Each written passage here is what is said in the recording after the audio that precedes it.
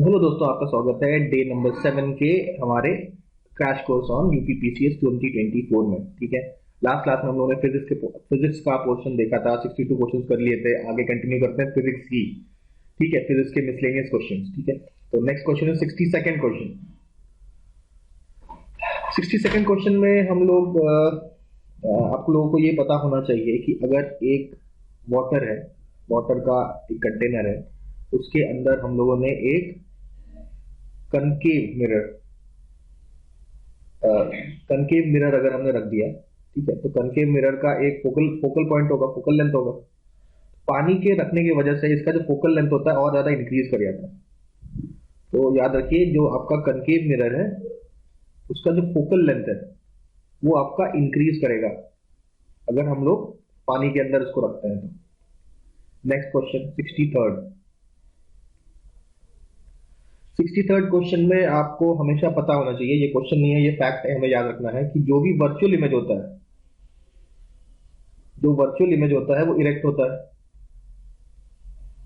और जो भी आपका रियल होता है वो हमेशा इन्वर्टेड होता है।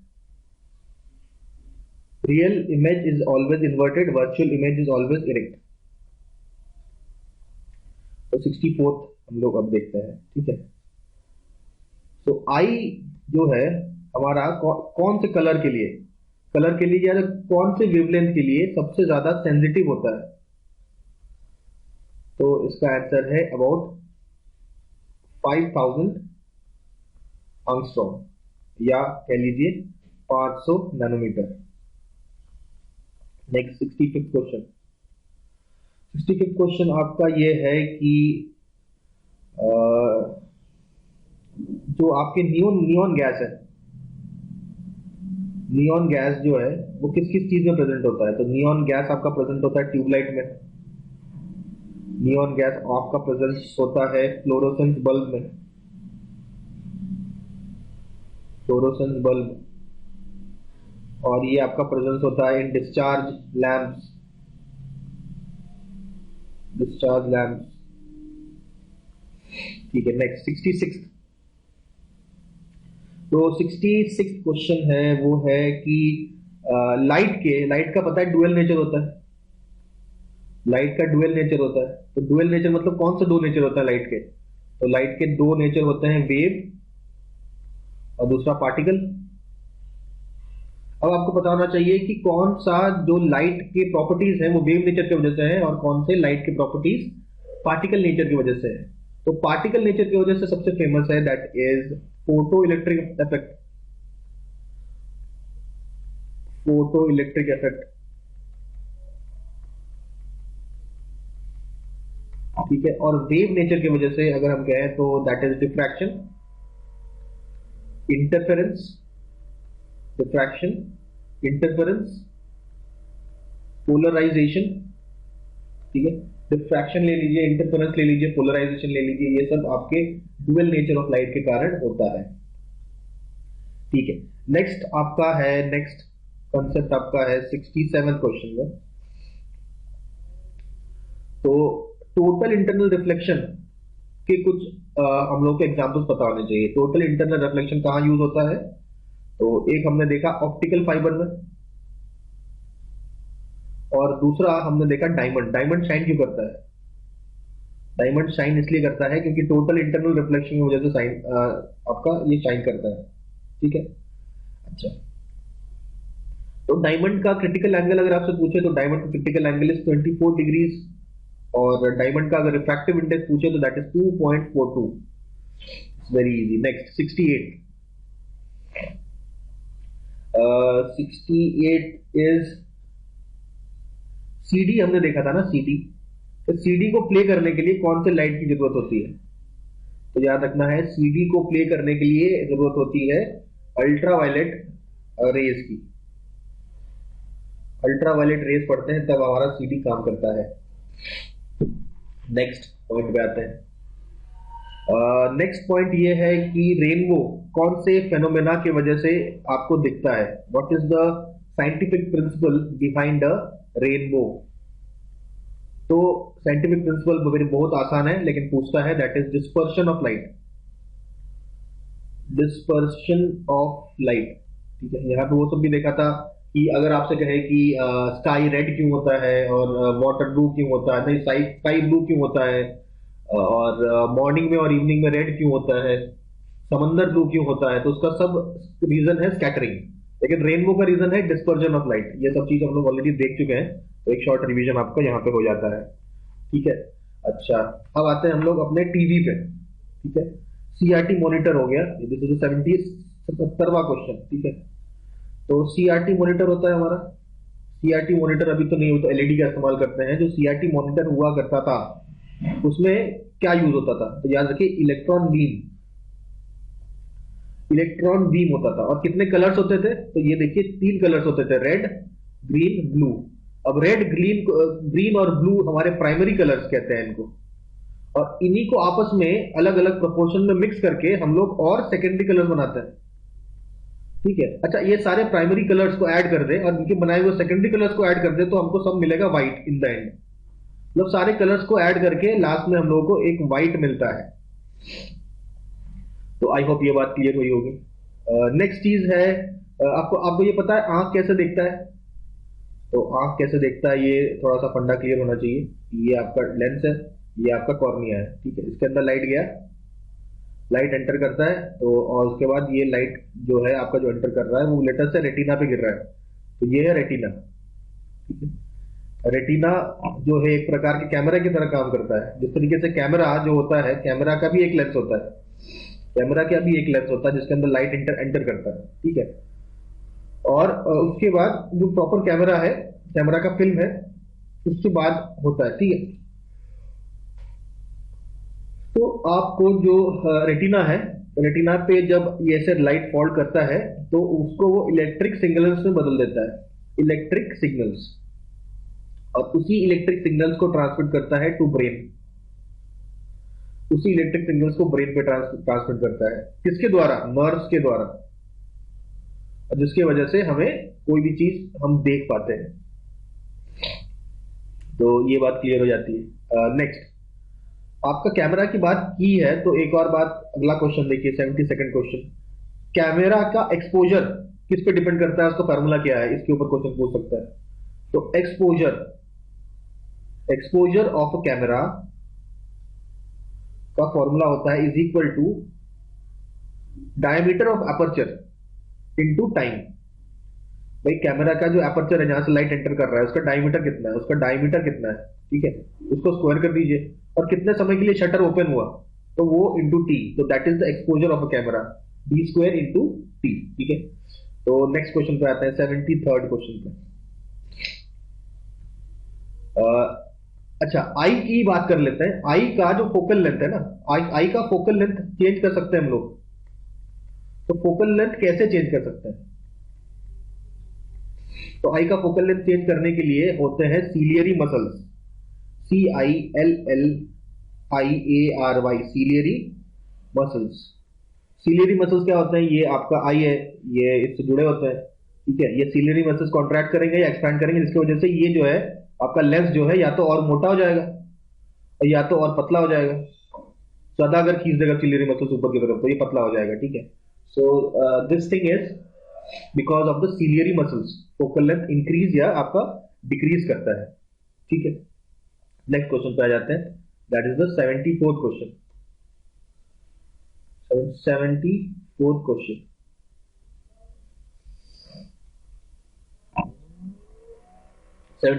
पे आते हैं। तो 74th क्वेश्चन आपका है इसके ऊपर देखिए, आपने टीवी देखा होगा पहले के जमाने के टीवी अगर आपने नहीं देखे होंगे तो उसमें ऐसा होता था, लाइट पहले आती थी लेकिन बाद में आता था साउंड। ठीक है, तो लाइट और साउंड अलग अलग ड्यूरेशन में आते थे, तो उसको ठीक करने के लिए टीवी में आजकल की आपके टेलीविजन में एक इंस्ट्रूमेंट लगता है, उसका नाम क्या है, जो कि लाइट और साउंड को सेम टाइम पे आपको देखने को मिले। तो उस इंस्ट्रूमेंट का नाम होता है audio synchroniser, AUDIO, audio synchroniser. याद रखिए ये पूछता है, ऑडियो सिंक्रोनाइजर आपका वो इंस्ट्रूमेंट है जो कि लाइट और साउंड को एक साथ आपको देखने में हेल्प करता है इन टीवी। ठीक है, टीवी पे अगला क्वेश्चन देखते हैं, 75 क्वेश्चन। टीवी के जो रिमोट है उसमें कौन सा रेडिएशन यूज होता है? तो याद रखिए, इंफ्रारेड रेडिएशन होता है, निकलता है आपके टीवी के रिमोट से, या रेडियो वेव्स निकलती है, रेडियो वेव्स भी निकल सकती है, बेस्ड ऑन आपका कैसा रिमोट है उसके हिसाब से, या तो इंफ्रारेड रेडिएशन या तो आपके रेडियो वेव्स निकल सकते हैं। ठीक है, तो नेक्स्ट क्वेश्चन है नेक्स्ट क्वेश्चन है कि हम लोग जब कुछ भी ट्रांसमिट करते हैं, दो चीजें ट्रांसमिट करते हैं, एक होता है वीडियो ट्रांसमिशन, एक होता है ऑडियो ट्रांसमिशन। और वीडियो ट्रांसमिट करते समय आपको कौन सा मॉड्यूलेशन यूज करना होता है? तो दैट इज वीडियो ट्रांसमिशन के दौरान हम लोग करते हैं एम्पलीट्यूड मॉड्यूलेशन।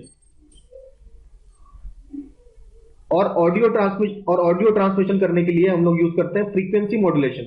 इसी को एफएम रेडियो बोलते हैं ना हम लोग। तो एफएम रेडियो इसलिए बोलते हैं क्योंकि जो भी आपका ऑडियो है ट्रांसमिट करने के लिए ये टेक्निक का यूज करता है, फ्रीक्वेंसी मॉड्यूलेशन का। तो इसलिए हम लोग सब एफएम रेडियो की बात करते हैं। ठीक है, और ये जो एफएम है, सारे फ्रीक्वेंसी को आप फ्रीक्वेंसी मॉड्यूलेटेड नहीं कर सकते, केवल आप 88 से 108 मेगाहर्ट्ज को ही आप फ्रीक्वेंसी मॉड्यूलेट कर सकते हैं। इसलिए हमने एफएम रेडियो में भी आप 88 मेगाहर्ट्ज से लेके 108 मेगाहर्ट्ज तक ही आप सुनेंगे एफएम रेडियो। तो एफएम रेडियो का कंसेप्ट यहां पे समझ में आया। तो audio transmission is done by frequency modulation, video transmission is done by amplitude modulation. तो आई होप ये बात क्लियर हुई होगी। नेक्स्ट इसी से रिलेटेड है क्वेश्चन है आपका 76 क्वेश्चन। तो इसमें सवाल ये पूछता है कि जो रेडियो वेव्स हैं वो एटमॉस्फेयर के कौन से लेयर से टकरा के वापस आता है? तो इसका आंसर है आयोनोस्फीयर। ये आयोनोस्फीयर है, ये हमारा अर्थ है। तो यहाँ पे रेडियो वेव जो है आयोनोस्फीयर से टकरा के वापस लौट जाते हैं।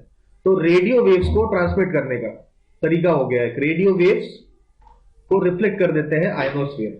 तो एक प्रकार के रेडियो वेव्स क्या होते हैं? लॉन्ग वेव्स होते हैं। ठीक है, जो बड़े बड़े वेव्स होते हैं उनको रेडियो वेव्स कहते हैं। बड़े बड़े वेवलेंथ के जो वेव्स होते हैं उनको हम लोग रेडियो वेव्स कहते हैं। उनको रिफ्लेक्ट करने का काम ये करती है। ठीक है, नाइट फोटोग्राफी में कौन सा रेडिएशन यूज होता है? ये काफी आसान क्वेश्चन है। 77 क्वेश्चन आपका, नाइट जो आपका फोटोग्राफी में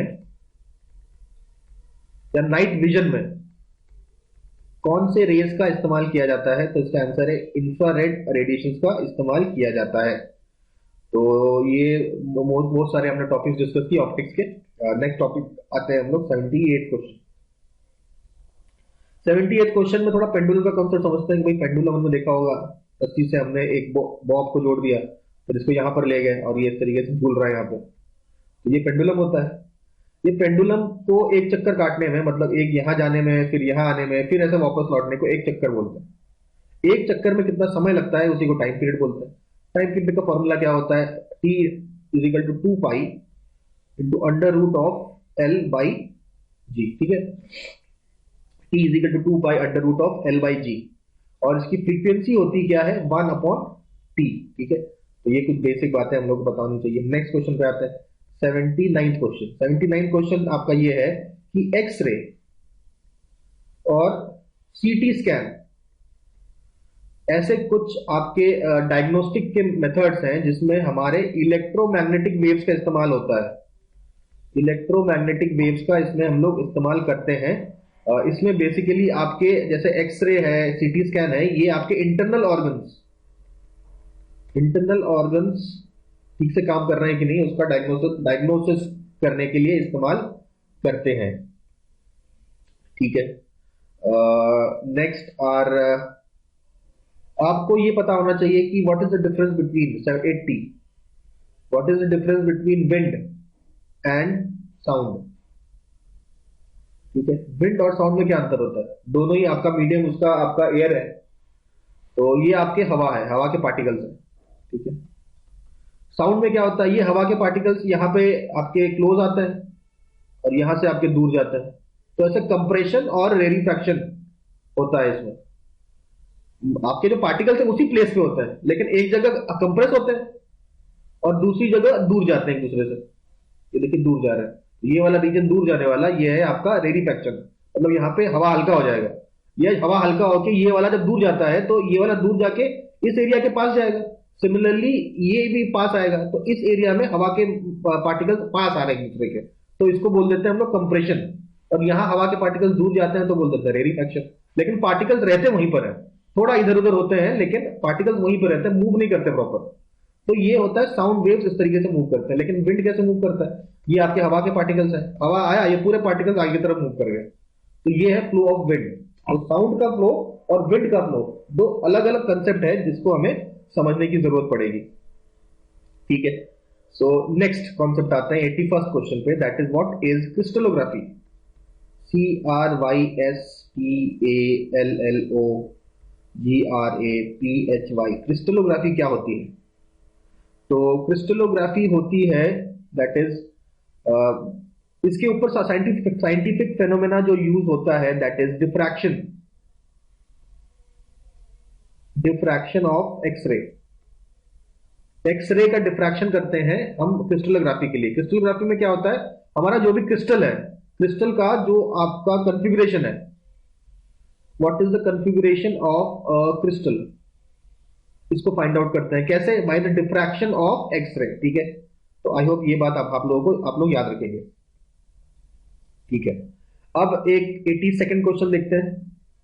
82nd क्वेश्चन है कि ये आपका मिरर है, मिरर को हमने यहाँ पे कोट किया और मिरर पे एक इंसिडेंट रे आके टकराया जो कि रिफ्लेक्ट हो जाता है ऐसे करके। ये आपका नॉर्मल है बीच का, ये आपका इंसिडेंट रे है, ये आपका रिफ्लेक्टेड रे है। ठीक है, ये आपका एंगल ऑफ इंसिडेंस है, ये आपका एंगल ऑफ रिफ्लेक्शन है। ठीक है, तो ये दो एंगल है। ठीक है, तो अब हमें क्या करना है, अगर हम ये जो आपका मिरर है इसको एक थीटा रोटेट कर दें, मिरर को रोटेट किया हमने थीटा, तो एंगल ऑफ रिफ्लेक्शन में क्या फर्क पड़ेगा? तो एंगल ऑफ रिफ्लेक्शन याद रखिए डबल हो जाएगा, एंगल ऑफ रिफ्लेक्शन जो भी है आपका डबल हो जाएगा। अगर आप थीटा से रोटेट करते हैं मिरर को तो एंगल ऑफ रिफ्लेक्शन आपका डबल हो जाता है। लेकिन से एंगल ऑफ रिफ्लेक्शन 15 डिग्री है। ठीक है, थीटा रोटेट करने की वजह से आपका ये 2 टाइम्स थीटा आपका और इंक्रीज हो जाएगा। ठीक है, तो मतलब डेल्टा ठीक है, तो ये आई होप आप लोगों को समझ में आया होगा कि ये अगर थीटा रोटेट करते हैं, ये आपका मिरर है, इसको अगर हम लोग थीटा रोटेट करते हैं ऐसे करके, ठीक है, ये थीटा रोटेट करने पर आपका एंगल ऑफ रिफ्लेक्शन 2 थीटा आपका मूव कर जाएगा, 2 थीटा। ठीक है, जितना आपने थीटा मूव किया उसका डबल आपका चेंज आ जाएगा इन एंगल ऑफ रिफ्लेक्शन। ठीक है, तो ये चीज क्लियर होगी। नेक्स्ट क्वेश्चन पे आते हैं 83rd क्वेश्चन। 83rd क्वेश्चन पे आते हैं। 83rd क्वेश्चन आपका ये कहता है कि मोटर फूक जाती है ना हम लोगों की, क्यों फूकती है? तो मोटर फूकती क्यों है? क्योंकि वोल्टेज अचानक से लो हो जाता है। हम जानते हैं कि current inversely proportional to voltage है, वोल्टेज लो होने के कारण करंट काफी बढ़ जाता है, और करंट बढ़ने की वजह से आपका मोटर फूकने के चांसेस होते हैं। तो लो वोल्टेज के कारण आपका मोटर बर्नआउट होता है। ठीक है, नेक्स्ट आते हैं हमारा 84th क्वेश्चन पे। 84th क्वेश्चन इज अबाउट निकल कैडमियम बैटरी। एक बैटरी होती है निकल कैडमियम की बैटरी, तो इसमें पूछेगा कि व्हाट आर द इलेक्ट्रोड्स। तो इलेक्ट्रोड तो बहुत इजी है, निकल और कैडमियम ऑब्वियसली, और लेकिन इसका फिर ये भी पूछ लेता है कि what is the electrolyte. Electrolyte is nothing but NaOH। NaOH as an electrolyte हम लोग उसमें यूज करते हैं। ठीक है, अगला क्वेश्चन 85th क्वेश्चन आपसे ये पूछता है कि AC को DC में कन्वर्ट करने के लिए हम लोग किस चीज का यूज करते हैं? तो इसका आंसर है rectifier.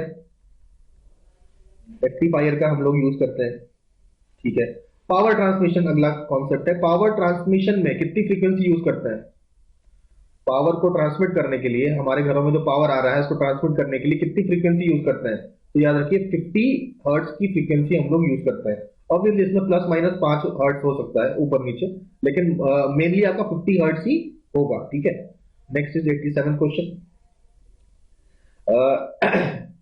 Unit of power transmission क्या है? तो ये भी पता होना चाहिए, किलोवाट आवर होता है यूनिट ऑफ पावर ट्रांसमिशन। अच्छा, ये जो हमने निकल कैडमियम बैटरी बताया, this is a rechargeable battery. ये एक प्रकार का रिचार्जेबल बैटरी होता है। ठीक है, तो ये कुछ बातें हम लोगों ने देखी। अब हम लोग आगे बढ़ेंगे।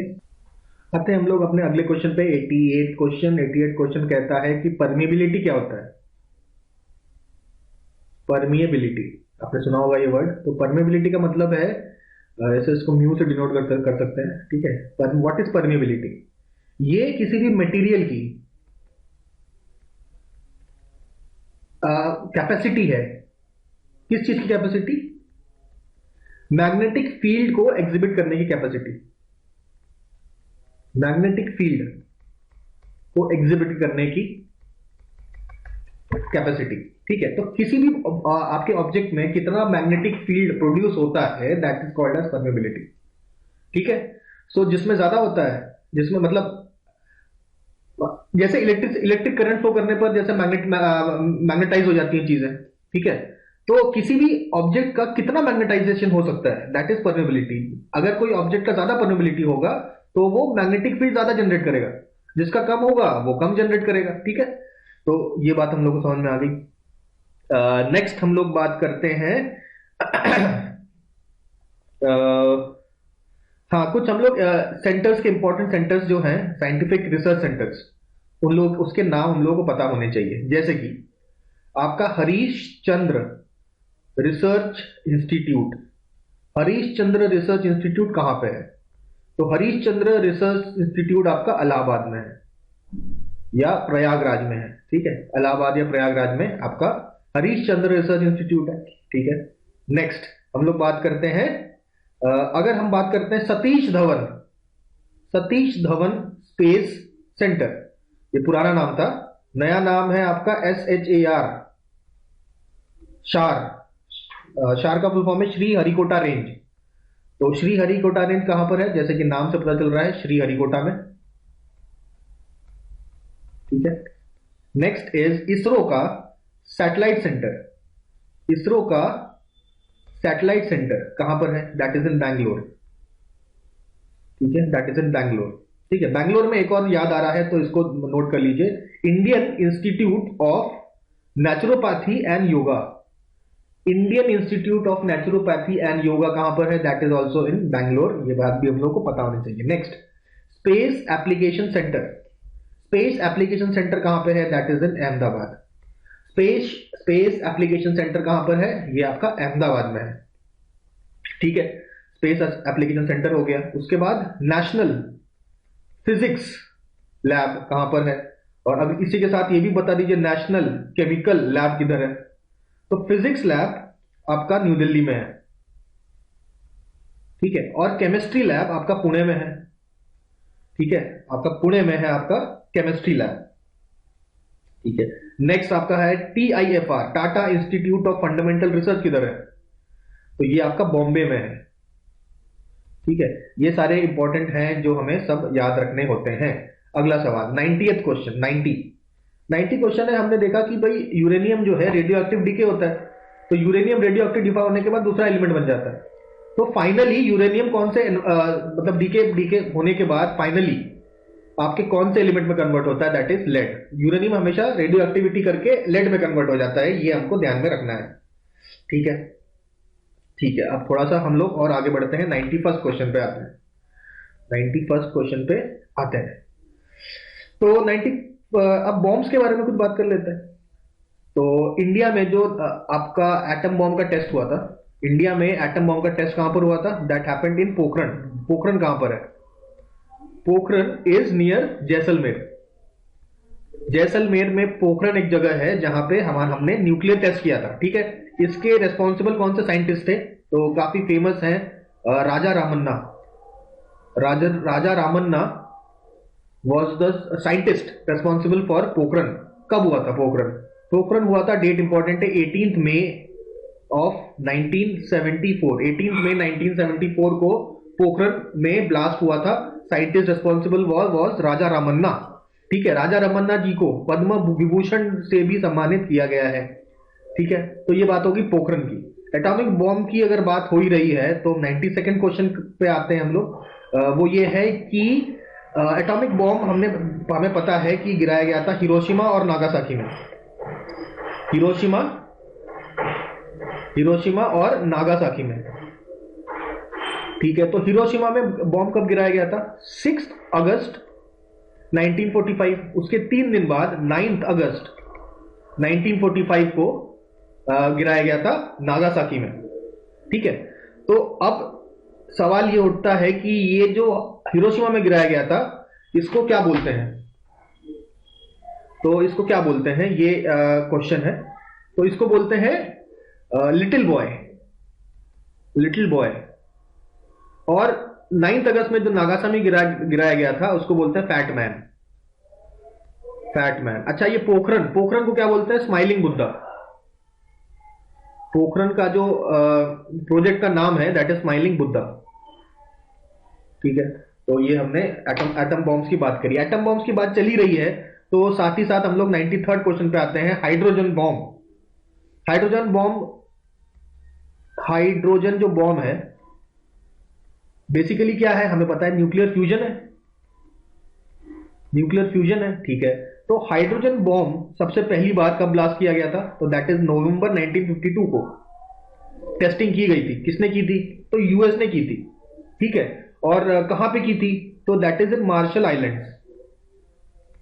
मार्शल आइलैंड्स हैं आपके पैसिफिक में, पैसिफिक ओशन में मार्शल आइलैंड्स में ये आपका टेस्ट किया गया था। ठीक है, अगला सवाल ये है कि 94th question, who is called the father of hydrogen bomb, father of hydrogen bomb. Father of hydrogen bomb है जिन्होंने, जिनके अंडर आपका ये हाइड्रोजन बॉम्ब की टेस्टिंग हुई थी, that is Edward Teller. Edward Teller है, इनको बोला जाता है फादर ऑफ हाइड्रोजन बॉम्ब। ठीक है, अच्छा, अब हाइड्रोजन बॉम्ब ने हमें पता है न्यूक्लियर फ्यूजन की वजह से होता है, न्यूक्लियर फ्यूजन जो कि कंट्रोल्ड ना हो, अनकंट्रोल्ड हो, तो अनकंट्रोल्ड आपका न्यूक्लियर फ्यूजन की वजह से हाइड्रोजन बॉम्ब होता है। तो ये न्यूक्लियर फ्यूजन हमें पता है this is the source of sun, source of sun's energy. Sun के अंदर जो एनर्जी है उसका सोर्स क्या है, न्यूक्लियर फ्यूजन है, हमने ऑलरेडी पढ़ चुके हैं। तो हाइड्रोजन एटम साथ में मिलकर हीलियम एटम बनाते हैं और जिसकी वजह से एनर्जी रिलीज होती है, और that is the source of sun's power. ठीक है, अब सवाल यह है कि ये nuclear fusion source of sun's power है, ये कौन से साइंटिस्ट ने खोजा था, तो 1938 में एक साइंटिस्ट है जिनका नाम है एच ए बीथे, मुझे पता नहीं प्रोनाउंसिएशन, आई होप मैं सही कर रहा हूं, BETHE is the name, HA Bethe scientist थे जिन्होंने ये पता लगाया कि सन के एनर्जी का सोर्स क्या है, न्यूक्लियर फ्यूजन। ठीक है, तो ये सारी बात होती है। अच्छा, अब ये न्यूक्लियर बॉम्ब जो बन रहे हैं इसके अगेंस्ट में हमारा आता है नॉन पॉलिफरेशन ट्रीटी 95। ठीक है, नॉन पॉलिफरेशन ट्रीटी के हिसाब से कौन से कंट्रीज हैं जो न्यूक्लियर आर्म स्टेट्स हैं, न्यूक्लियर आर्म स्टेट्स कौन से हैं, तो P5 जो हमारे हैं, 5 permanent members of security council, USA हो गया, आपका ब्रिटेन हो गया, फ्रांस हो गया, रशिया हो गया एंड चाइना हो गया, ये सारे आपके P5 हैं और ये सारे न्यूक्लियर आर्म्ड आपके स्टेट्स हैं। ठीक है, तो इन्हीं को हम लोग नॉन पॉलिफरेशन ट्रीटी के अंदर न्यूक्लियर आर्म स्टेट्स डिनोट करते हैं। तो ये ट्रीटी है, ट्रीटी में मतलब कुछ रूल्स एंड रेगुलेशंस लिखे होते हैं, कुछ डेफिनेशंस होते हैं, तो दिस एनपीटी ही डिफाइन किया है कि किसको न्यूक्लियर आर्म स्टेट बोलेंगे। तो according to NPT nuclear arm states are the P5। ठीक है, सो ये क्लियर हुई है। नेक्स्ट 96 क्वेश्चन, 96 क्वेश्चन ये है कि नैनो टेक्नोलॉजी टर्म पहली बार किसने यूज किया था, नैनो टेक्नोलॉजी का जो टर्म है फर्स्ट टाइम किसने यूज किया था, term use by, answer is नोरियो तानीगुची। नोरियो तानीगुची सबसे पहले यूज किया था टर्म। अब साइंटिस्ट की बात हो ही नहीं है तो कुछ और साइंटिस्ट की बात कर लेते हैं। तो 97th क्वेश्चन अब हमारा है कि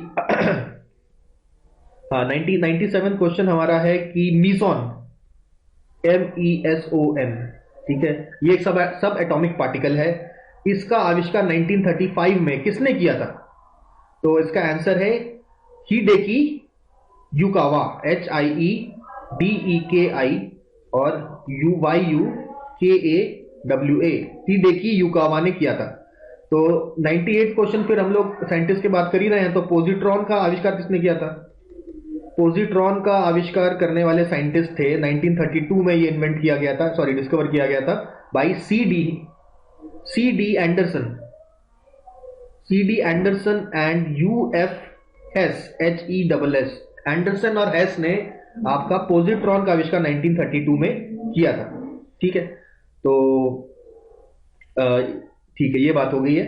नेक्स्ट आते हैं हम लोग 99th क्वेश्चन पे। 99th question is world's tallest astronomical, world's tallest astronomical observatory कहां है?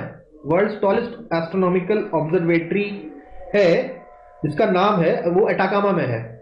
उसको अटाकामा अटाकामा ऑब्जर्वेटरी भी कहते हैं। कौन से यूनिवर्सिटी का है? That is university of Tokyo. University of Tokyo का एक ब्रांच है आपका अटाकामा में, तो वहीं पे है आपका अटाकामा ऑब्जर्वेटरी। ठीक है, तो यही अटाकामा डेजर्ट के अंदर एक वॉल्केनो है जिसका नाम है सेरो चायनान टोर, CHAINONANTOR, सेरो साइनन टोर। चायनन टोर आपका डेजर्ट है जहां पे ये आपका ऑब्जर्वेटरी प्रेजेंट है। ठीक है, वर्ल्ड्स टॉलेस्ट एस्ट्रोनॉमिकल लैबोरेटरी। ठीक है अच्छा, फिर आपका कुछ इजी क्वेश्चन देख लेते हैं। 100 क्वेश्चन है आपका। First man to go in space और first women to go in space, काफी आसान है। सबसे पहले मैन है हमारे यूरी गैगारिन, और first women to go in space है वेलेंटीना टेरेस्कोवा, और फर्स्ट एनिमल है लाइका। लाइका एक डॉग है जिसको सबसे पहले स्पेस में सेंड किया गया था। ऑब्वियसली ये ह्यूमंस के जाने से पहले टेस्ट किया गया था विद एनिमल, दैट वाज लाइका। ठीक है, अच्छा नेक्स्ट आपका 101वां क्वेश्चन 101। ये है moon is the dash largest satellite of solar system. तो ये मून है fifth largest satellite of the solar system. Next है 102 आपका ड्राई सेल जो होता है, ड्राई सेल में हम लोग इलेक्ट्रोड्स क्या यूज करते हैं? तो इलेक्ट्रोड्स इज एनोड के रूप में यूज करते हैं जिंक को, और कैथोड के रूप में यूज करते हैं हम लोग कार्बन को। तो कार्बन और zinc are the electrodes in case of a dry.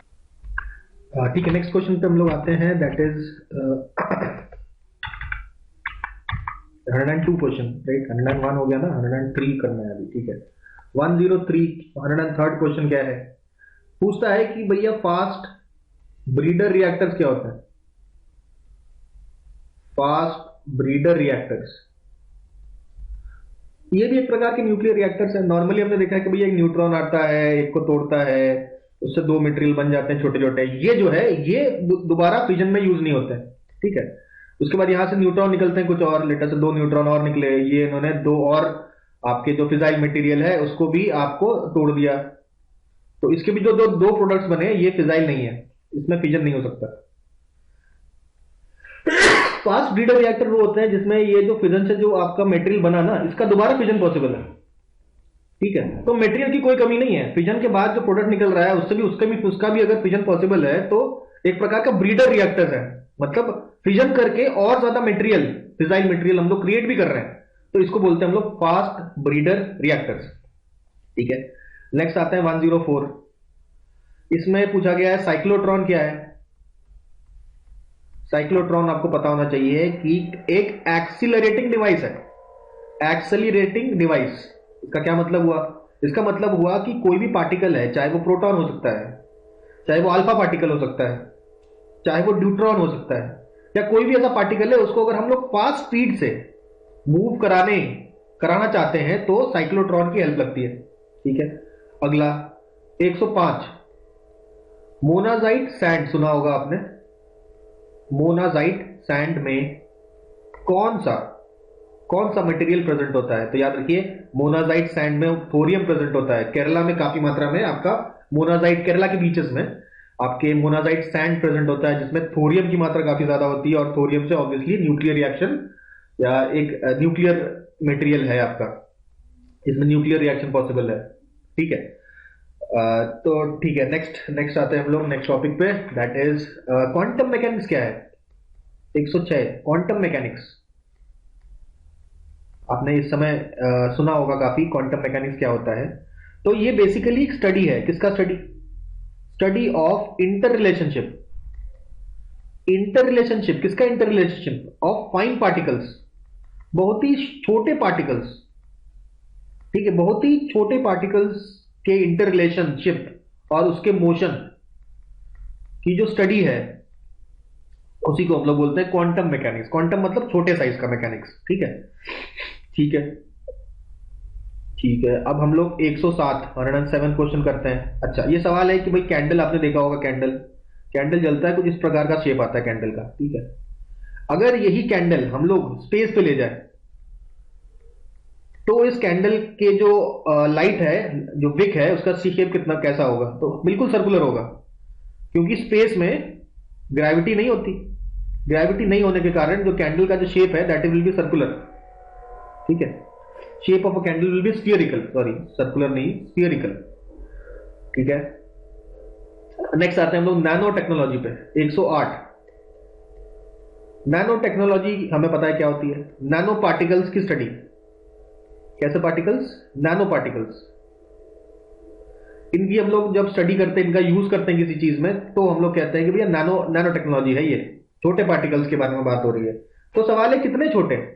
तो याद रखिए 1 नैनोमीटर से 100 नैनोमीटर का जो साइज है, इन इतने छोटे साइज की चीजों को हम लोग बोलेंगे नैनो पार्टिकल्स, ठीक है। अगला है 109, पूछा हुआ क्वेश्चन है ये, एटीएम का फुल फॉर्म पूछा है। एटीएम जहां जाते हैं पैसा निकालने के लिए, उसका फुल फॉर्म है ऑटोमेटेड ऑटोमेटेड टेलर मशीन, ठीक है। अब आते हैं हम लोग मैग्नेटिक प्रॉपर्टीज पे, 110। हम लोग पता है डायामैग्नेटिक पार्टिकल्स क्या होते हैं, पैरामैग्नेटिक पार्टिकल्स क्या होते हैं, और फेरोमैग्नेटिक पार्टिकल्स क्या होते हैं।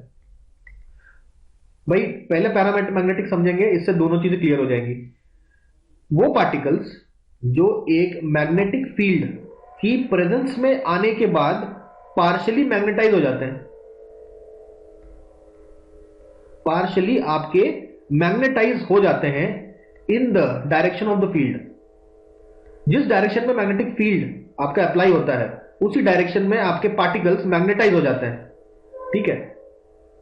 पार्शियली मैग्नेटाइज हो जाते हैं in the direction of field, ठीक है। उसको हम लोग बोलते हैं पैरामैग्नेटिक। इसके एग्जांपल्स देख लेते हैं भाई।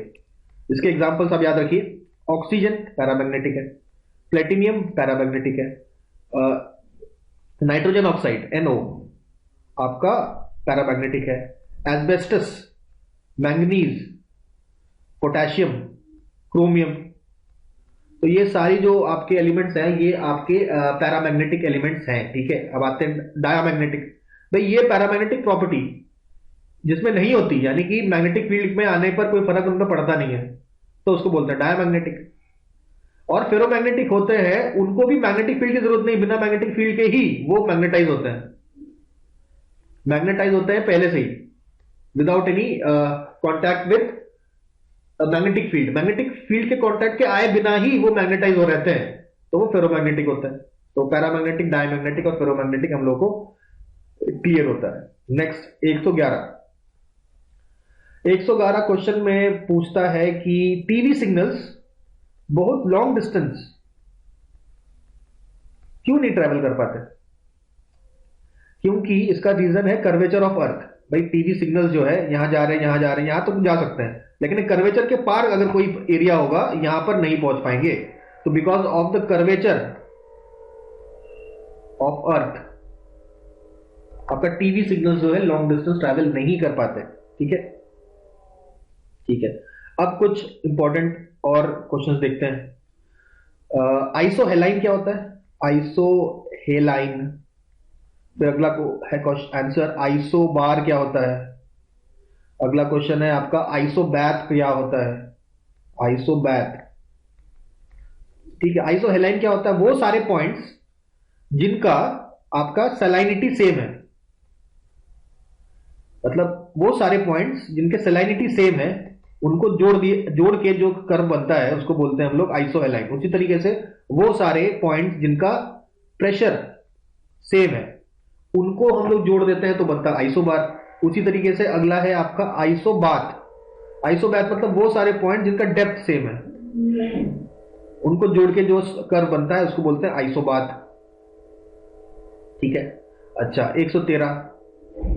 आपको आपसे पूछा है व्हाट इज पिक्नोक्लाइन, पिक्नोक्लाइन क्या है, फिर आपसे पूछा है हेलोक्लाइन क्या है, उसके बाद आपसे पूछा थर्मोक्लाइन क्या है। तो pycnocline, pycnocline is density gradient, density gradient, ठीक है। हेलोक्लाइन है आपका सलाइनिटी ग्रेडियंट, उसके बाद थर्मोक्लाइन है आपका टेम्परेचर ग्रेडियंट, ठीक है। तो आई होप ये आप लोगों को याद रहेगा, ठीक है। हु वॉज, अगला question, who was the first person to define, define motion, ठीक है। तो आप न्यूटन, आपको लग रहा होगा न्यूटन है, लेकिन नहीं, न्यूटन से पहले एक साइंटिस्ट थे गैलीलियो, जिन्होंने सबसे पहले मोशन को डिफाइन किया था, ठीक है। अगला क्वेश्चन बड़ा आसान, थ्योरी ऑफ रिलेटिविटी सुना होगा, किसने दिया था? एल्बर्ट आइंस्टाइन ने, ठीक है। Theory of relativity Albert Einstein ने दिया था। थ्योरी ऑफ रिलेटिविटी दो प्रकार के होते हैं, ये पता होना चाहिए। एक है जनरल थ्योरी ऑफ रिलेटिविटी, एक है आपका स्पेशल थ्योरी ऑफ रिलेटिविटी, ठीक है। नेक्स्ट 116,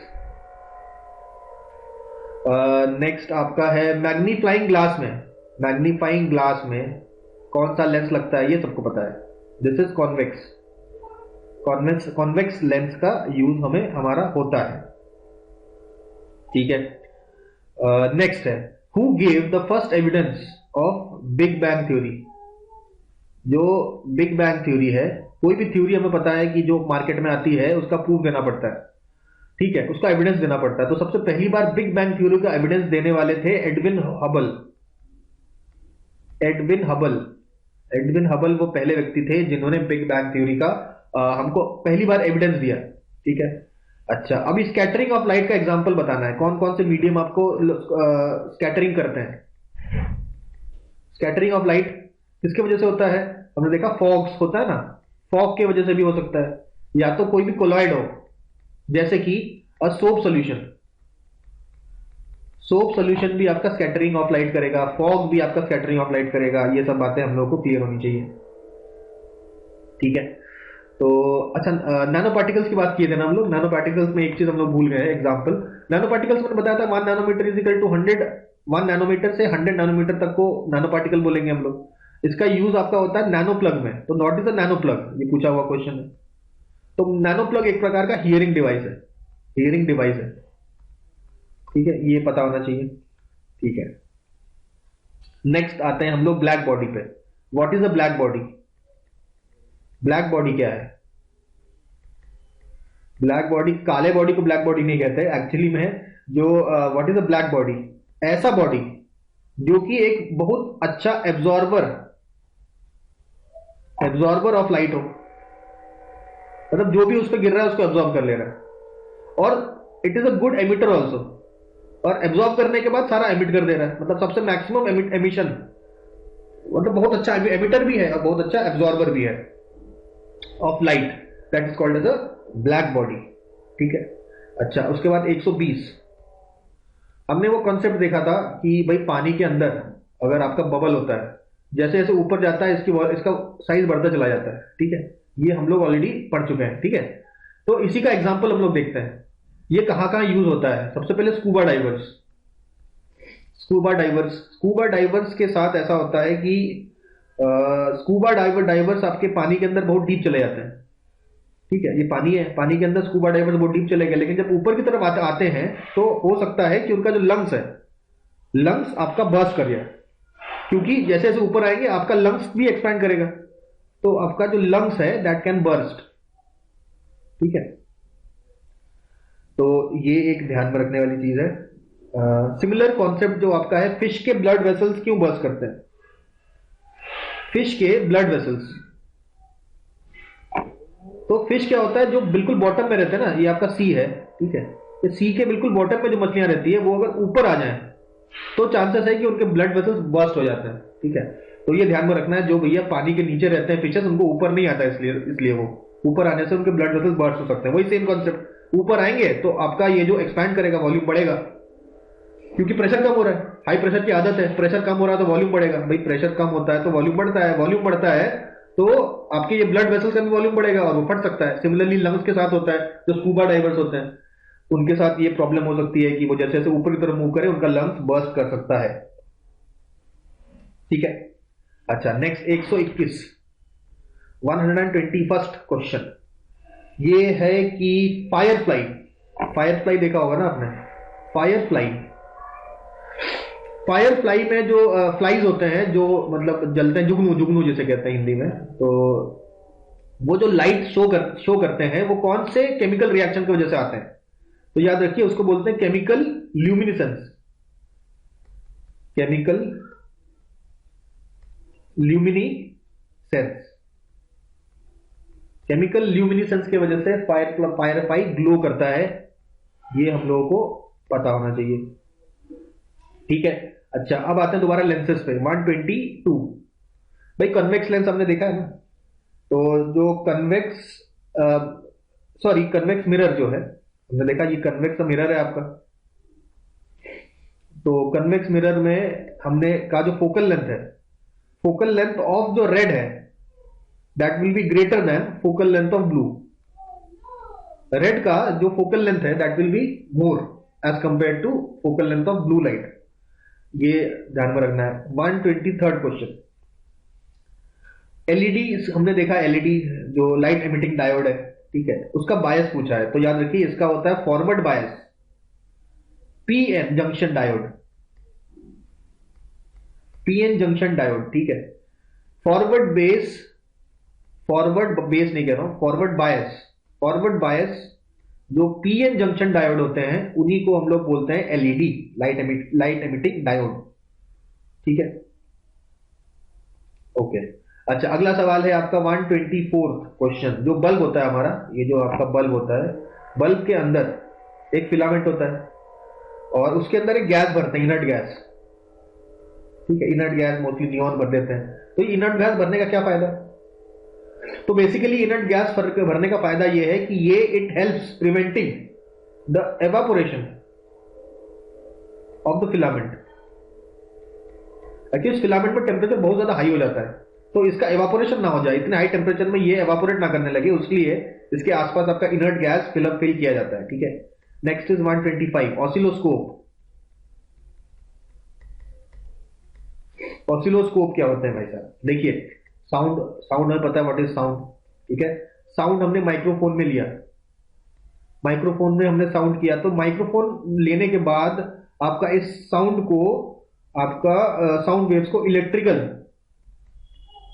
सिग्नल में कन्वर्ट कर देता है ऑसिलोस्कोप। तो यही इलेक्ट्रिकल सिग्नल्स कौन मेजर करता है? आपका ऑसिलोस्कोप। ठीक है, 126। तो अगला आप देखते हैं सोप कैसे काम करता है। तो नॉर्मली क्या होता है, वाटर होता है हमारे पास और ऑयल होता है। वाटर और ऑयल हमारा मिक्स नहीं करता, कभी मिक्स नहीं करता। तो हमारा जो कपड़े गंदे हो जाते हैं, हमारे कपड़े गंदे हो जाते हैं, कोई भी चीज गंदगी होती है, उसमें क्या होता है, जो डस्ट पार्टिकल्स होते हैं ना, डस्ट पार्टिकल्स आपका ऑयल के साथ मिक्स हो जाते हैं। ठीक है।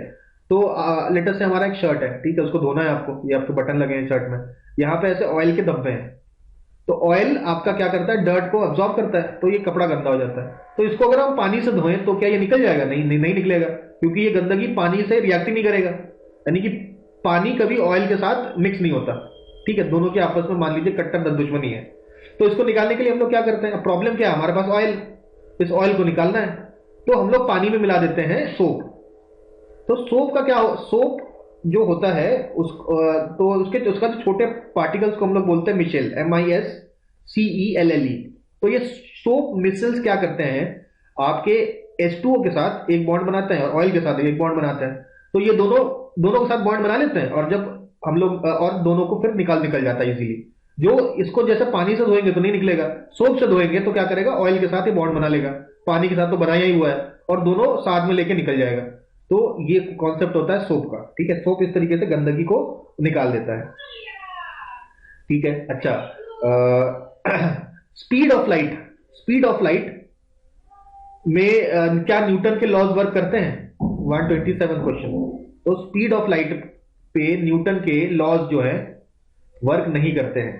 ठीक है, ये हमने देखा 127, 128 पहुंचते हैं, 128 क्वेश्चन। ठीक है, ऑसिलोस्कोप हमने देख लिया है। All right. अच्छा, ट्रांसड्यूसर्स, ट्रांसड्यूसर्स में कौन से आपके मटेरियल यूज होता है? That is piezo electric material, piezo electric material use होता है। और पीजो इलेक्ट्रिक मटेरियल क्या काम करता है? इलेक्ट्रिसिटी पास करिए तो मोशन करेगा, तो इलेक्ट्रिक एनर्जी को वो मैकेनिकल एनर्जी में कन्वर्ट करता है पीजो इलेक्ट्रिक मटेरियल। और ट्रांसड्यूसर का भी यही सेम काम होता है, इलेक्ट्रिसिटी का सप्लाई करेंगे तो मैकेनिकल एनर्जी में उसे कन्वर्ट करेगा। ठीक है, सो आई होप लगभग लगभग सारी बातें हम लोगों ने कवर कर ली हैं। कुछ बातें और आपका हाई पिच और लो पिच का कंसेप्ट समझ में आना चाहिए। 129, जो मेन और वुमेन के आवाज में अंतर होती है। ठीक है, वुमेन के आवाज का पिच ज्यादा होता है और मेन के आवाज का पिच होता है कम। ठीक है, पिच क्या होता है? फ्रीक्वेंसी, फ्रीक्वेंसी ज्यादा का मतलब पिच ज्यादा, है ना? तो फीमेल वॉइस में आपका फ्रीक्वेंसी ज्यादा होता है, मेल वॉइस में फ्रीक्वेंसी कम होता है। ठीक है, ठीक है। अब आपका इलेक्ट्रोमैग्नेटिक स्पेक्ट्रम में कुछ एक इंपॉर्टेंट चीज याद रखिए। स्पेक्ट्रम के एक तरफ होता है एक्सरे, एक तरफ होता है रेडियो वेव्स। अगर आपसे बोले किसका वेवलेंथ ज्यादा है और किसका फ्रीक्वेंसी ज्यादा है, तो इसको इस तरीके से याद रख सकते हैं। देखिए, एक्सरे में ज्यादा एनर्जी है कि रेडियो वेव्स में? भाई रेडियो वेव्स तो रेडियो वेव्स, उसमें एनर्जी क्यों होगा? लेकिन एक्सरे में हमने देखा है काफी एनर्जी होती है। तो जिसमें एनर्जी ज्यादा होती है समझ लीजिए उसकी फ्रीक्वेंसी ज्यादा है, और जिसकी फ्रीक्वेंसी ज्यादा है समझ लीजिए उसका वेवलेंथ कम है। ऐसे शॉर्ट वेवलेंथ में आता है, शॉर्ट वेवलेंथ में एनर्जी ज्यादा होती है, याद रखिए। तो अगर फ्रीक्वेंसी ज्यादा है तो वेवलेंथ कम है। उस तरह रेडियो वेव्स में क्या होता है? बड़े बड़े वेव्स होते हैं ऐसे, तो ऑब्वियसली लैम्डा इज हाई, यानी कि वेवलेंथ ज्यादा है, तो वेवलेंथ ज्यादा है तो फ्रीक्वेंसी क्या होगी? कम होगी। ठीक है, तो रेडियो वेव्स की फ्रीक्वेंसी कम होती है, एक्स रेज की फ्रीक्वेंसी आपकी ज्यादा होती है, तो ये आपको याद रखना चाहिए। ठीक है, अच्छा अगला 131 कहते हैं कॉटन जो है, कॉटन, कॉटन आपका वाटर एब्जॉर्ब करता है। कॉटन आपका वाटर एब्जॉर्ब करता है भाई, कॉटन वाटर एब्जॉर्ब करता है। क्यों करता है? Because cotton is hydrophilic, hydrophilic है, hydrophilic nature of cotton. Cotton आपका हमेशा वाटर की तरफ अट्रैक्ट होगा। ठीक है, क्यों अट्रैक्ट होगा? कॉटन में नेगेटिव चार्ज होता है, नेगेटिव चार्ज होता है जो वाटर के साथ बॉन्ड बना लेता है, हाइड्रोजन बॉन्ड। ठीक है, जिसकी वजह से वाटर जो है वाटर की तरफ अट्रैक्ट होता है कॉटन हमेशा। तो इसी के साथ ही हम लोगों ने अपना पूरा फिजिक्स का सिलेबस जितना हो सकता था हम लोगों ने कंप्लीट कर लिया है, सारे क्वेश्चन डिस्कस कर लिए हैं, और ये आपका फिजिक्स का पूरा सिलेबस इतना अगर आप लोग एग्जाम में पढ़ के चले जाएंगे तो आपका फिजिक्स कंप्लीट हो गया। तो सबसे पहला सब्जेक्ट हम लोगों ने कवर किया, दैट इज फिजिक्स। अभी हम लोग नेक्स्ट टॉपिक्स में आगे बात करेंगे। तो नेक्स्ट जो सब्जेक्ट हम लोग टारगेट करेंगे वो है पॉलिटी। पॉलिटी पूरा खत्म करने की कोशिश करते हैं, और फिजिक्स कंप्लीट हो चुका है, क्वेश्चन डिस्कस कर चुके हैं। अब पॉलिटी की बात करते हैं, तो स्टार्ट करते हैं पॉलिटी। पॉलिटी में सबसे पहले आपको कुछ बातें समझनी होंगी। सुप्रीमेसी, किसकी सुप्रीमेसी? भाई इंडिया कंट्री एक है, हमारी कंट्री इंडिया, यूएसए है, यूके में, इन सब में अलग अलग जगह अलग अलग चीजें सुप्रीम है। जैसे अगर हम कहें इंडिया में व्हाट इज द सुप्रीम, तो इंडिया में कॉन्स्टिट्यूशन सुप्रीम है। ठीक है, अगर हम कहें यूएसए में सुप्रीम क्या है, तो याद रखिए यूएसए में जुडिशियरी सुप्रीम है। और यूके में सुप्रीम कौन है? तो यूके में parliament is supreme, parliament supreme है। ठीक है, तो ये बात हम लोगों को समझ में आती है। दूसरा, कॉन्स्टिट्यूशन जो हमारा अडॉप्टेड कब हुआ, तो याद रखिए द कॉन्स्टिट्यूशन असेंबली ने आपको इसको अडॉप्ट किया था। डेट बहुत इंपॉर्टेंट है, दैट इज 26 नवंबर 1949 को। ठीक है, तो इसीलिए 26 नवंबर को हम लोग कॉन्स्टिट्यूशन डे भी मनाते हैं। अगर आपसे पूछा जाए what is the constitution day, तो आप कहिए कॉन्स्टिट्यूशन डे इज 26 नवंबर। ठीक है, उसके बाद एक स्पेशल आर्टिकल है आर्टिकल 395। ठीक है, आर्टिकल 395 कहता है कि आपके पुराने जितने भी ब्रिटिश लॉज हैं, ब्रिटिश लॉज हैं कॉन्स्टिट्यूशन बनने के बाद, जितने भी पुराने ब्रिटिश लॉ को खारिज कर दिया गया था, खत्म कर दिया गया था, वो कहते हैं कोई भी ब्रिटिश लॉ पुराना नहीं चलेगा, अब हम अपने नए लॉज बनाएंगे। ब्रिटिश पार्लियामेंट के बने हुए लॉज को रिपेल करने वाला आर्टिकल अपने कॉन्स्टिट्यूशन में आर्टिकल 395 है, इसको ध्यान में रखना है। ठीक है, ये तो हो गया। अब बात करते हैं हमारा, अब प्रियम्बल में भी हम लोग ये चीज पढ़ेंगे, लेकिन नेचर ऑफ आवर कंट्री, हमारे देश का नेचर क्या है, तो याद रखिए सबसे पहले सॉवरेन है, SOVEREIGN, sovereign, socialist, secular, democratic, Republic. Secular बाद में ऐड किया गया इंदिरा गांधी के द्वारा प्रियम्बल में, तब सेकुलर हो गया ये, और उससे पहले सेकुलर नहीं था, मतलब था सेकुलर लेकिन सेकुलर वर्ड ऐड किया गया था बाय इंदिरा गांधी। तो उससे पहले 4 वर्ड ही थे, सोवरेन, सोशलिस्ट, डेमोक्रेटिक, रिपब्लिक। ठीक है, इसका मतलब समझते हैं भाई, सोवरेन का मतलब क्या हुआ। तो समझना है कि हम एक किसी भी एक पीस ऑफ लैंड को आप स्टेट कब कहते हैं। ठीक है, एक स्टेट तभी बनता है जब उसमें 4 आपकी खासियत होती है। सबसे पहले एक कोई ऑब्वियसली एक रीजन होगा, एक रीजन को ही तो हम लोग स्टेट बोलते हैं। रीजन को स्टेट बोलने के लिए ऑब्वियसली उस रीजन में पॉपुलेशन होना चाहिए। जैसे मान लीजिए कोई रीजन है बिल्कुल एकदम अंटार्कटिका में, वहां पे कोई नहीं रहता, तो वो उसमें पॉपुलेशन नहीं है ना, तो वो स्टेट कैसे बन जाएगा। तो पहली चीज होनी चाहिए कि एक एरिया होना चाहिए, रीजन होना चाहिए, उसमें कुछ लोग तो रहने चाहिए, पॉपुलेशन होना चाहिए। तीसरी बात यह है कि पॉपुलेशन अगर है तो वो पॉपुलेशन को का कोई गवर्नमेंट होना चाहिए। ठीक है, गवर्नमेंट अलग अलग प्रकार के हो सकते हैं, कभी मोनार्की हो जाता है, कभी रिपब्लिक हो जाता है, तो गवर्नमेंट लेकिन होना चाहिए जो कि इन पॉपुलेशन को गवर्न करे। तो ये 3 चीज होनी चाहिए। 3 चीज के साथ जो चौथी मोस्ट इंपॉर्टेंट चीज है वो है सॉवर्निटी, यानी कि ये जो गवर्नमेंट है किसी के अंडर नहीं है, किसी के कहने पे काम नहीं करेगा, स्वतंत्र है अपने डिसीजन लेने के लिए। This is called as sovereignty. ठीक है, ये अपने लॉज, और बेसिकली सॉवर्निटी का मतलब होता है कि जो independent foreign policy, Indian independent foreign policy को कोई दूसरा पावर गवर्न ना करे, खुद से गवर्न हो, तो उसे कहेंगे सॉवरन। फिर बात करते हैं भाई सोशलिज्म की। भाई सोशलिज्म का कंसेप्ट यह है कि जो भी आपका वेल्थ है, जो भी आपके रिसोर्सेस है, वो आपके इक्वल डिस्ट्रीब्यूशन होना चाहिए सोसाइटी में, सोसाइटी में इक्वली डिस्ट्रीब्यूट होना चाहिए।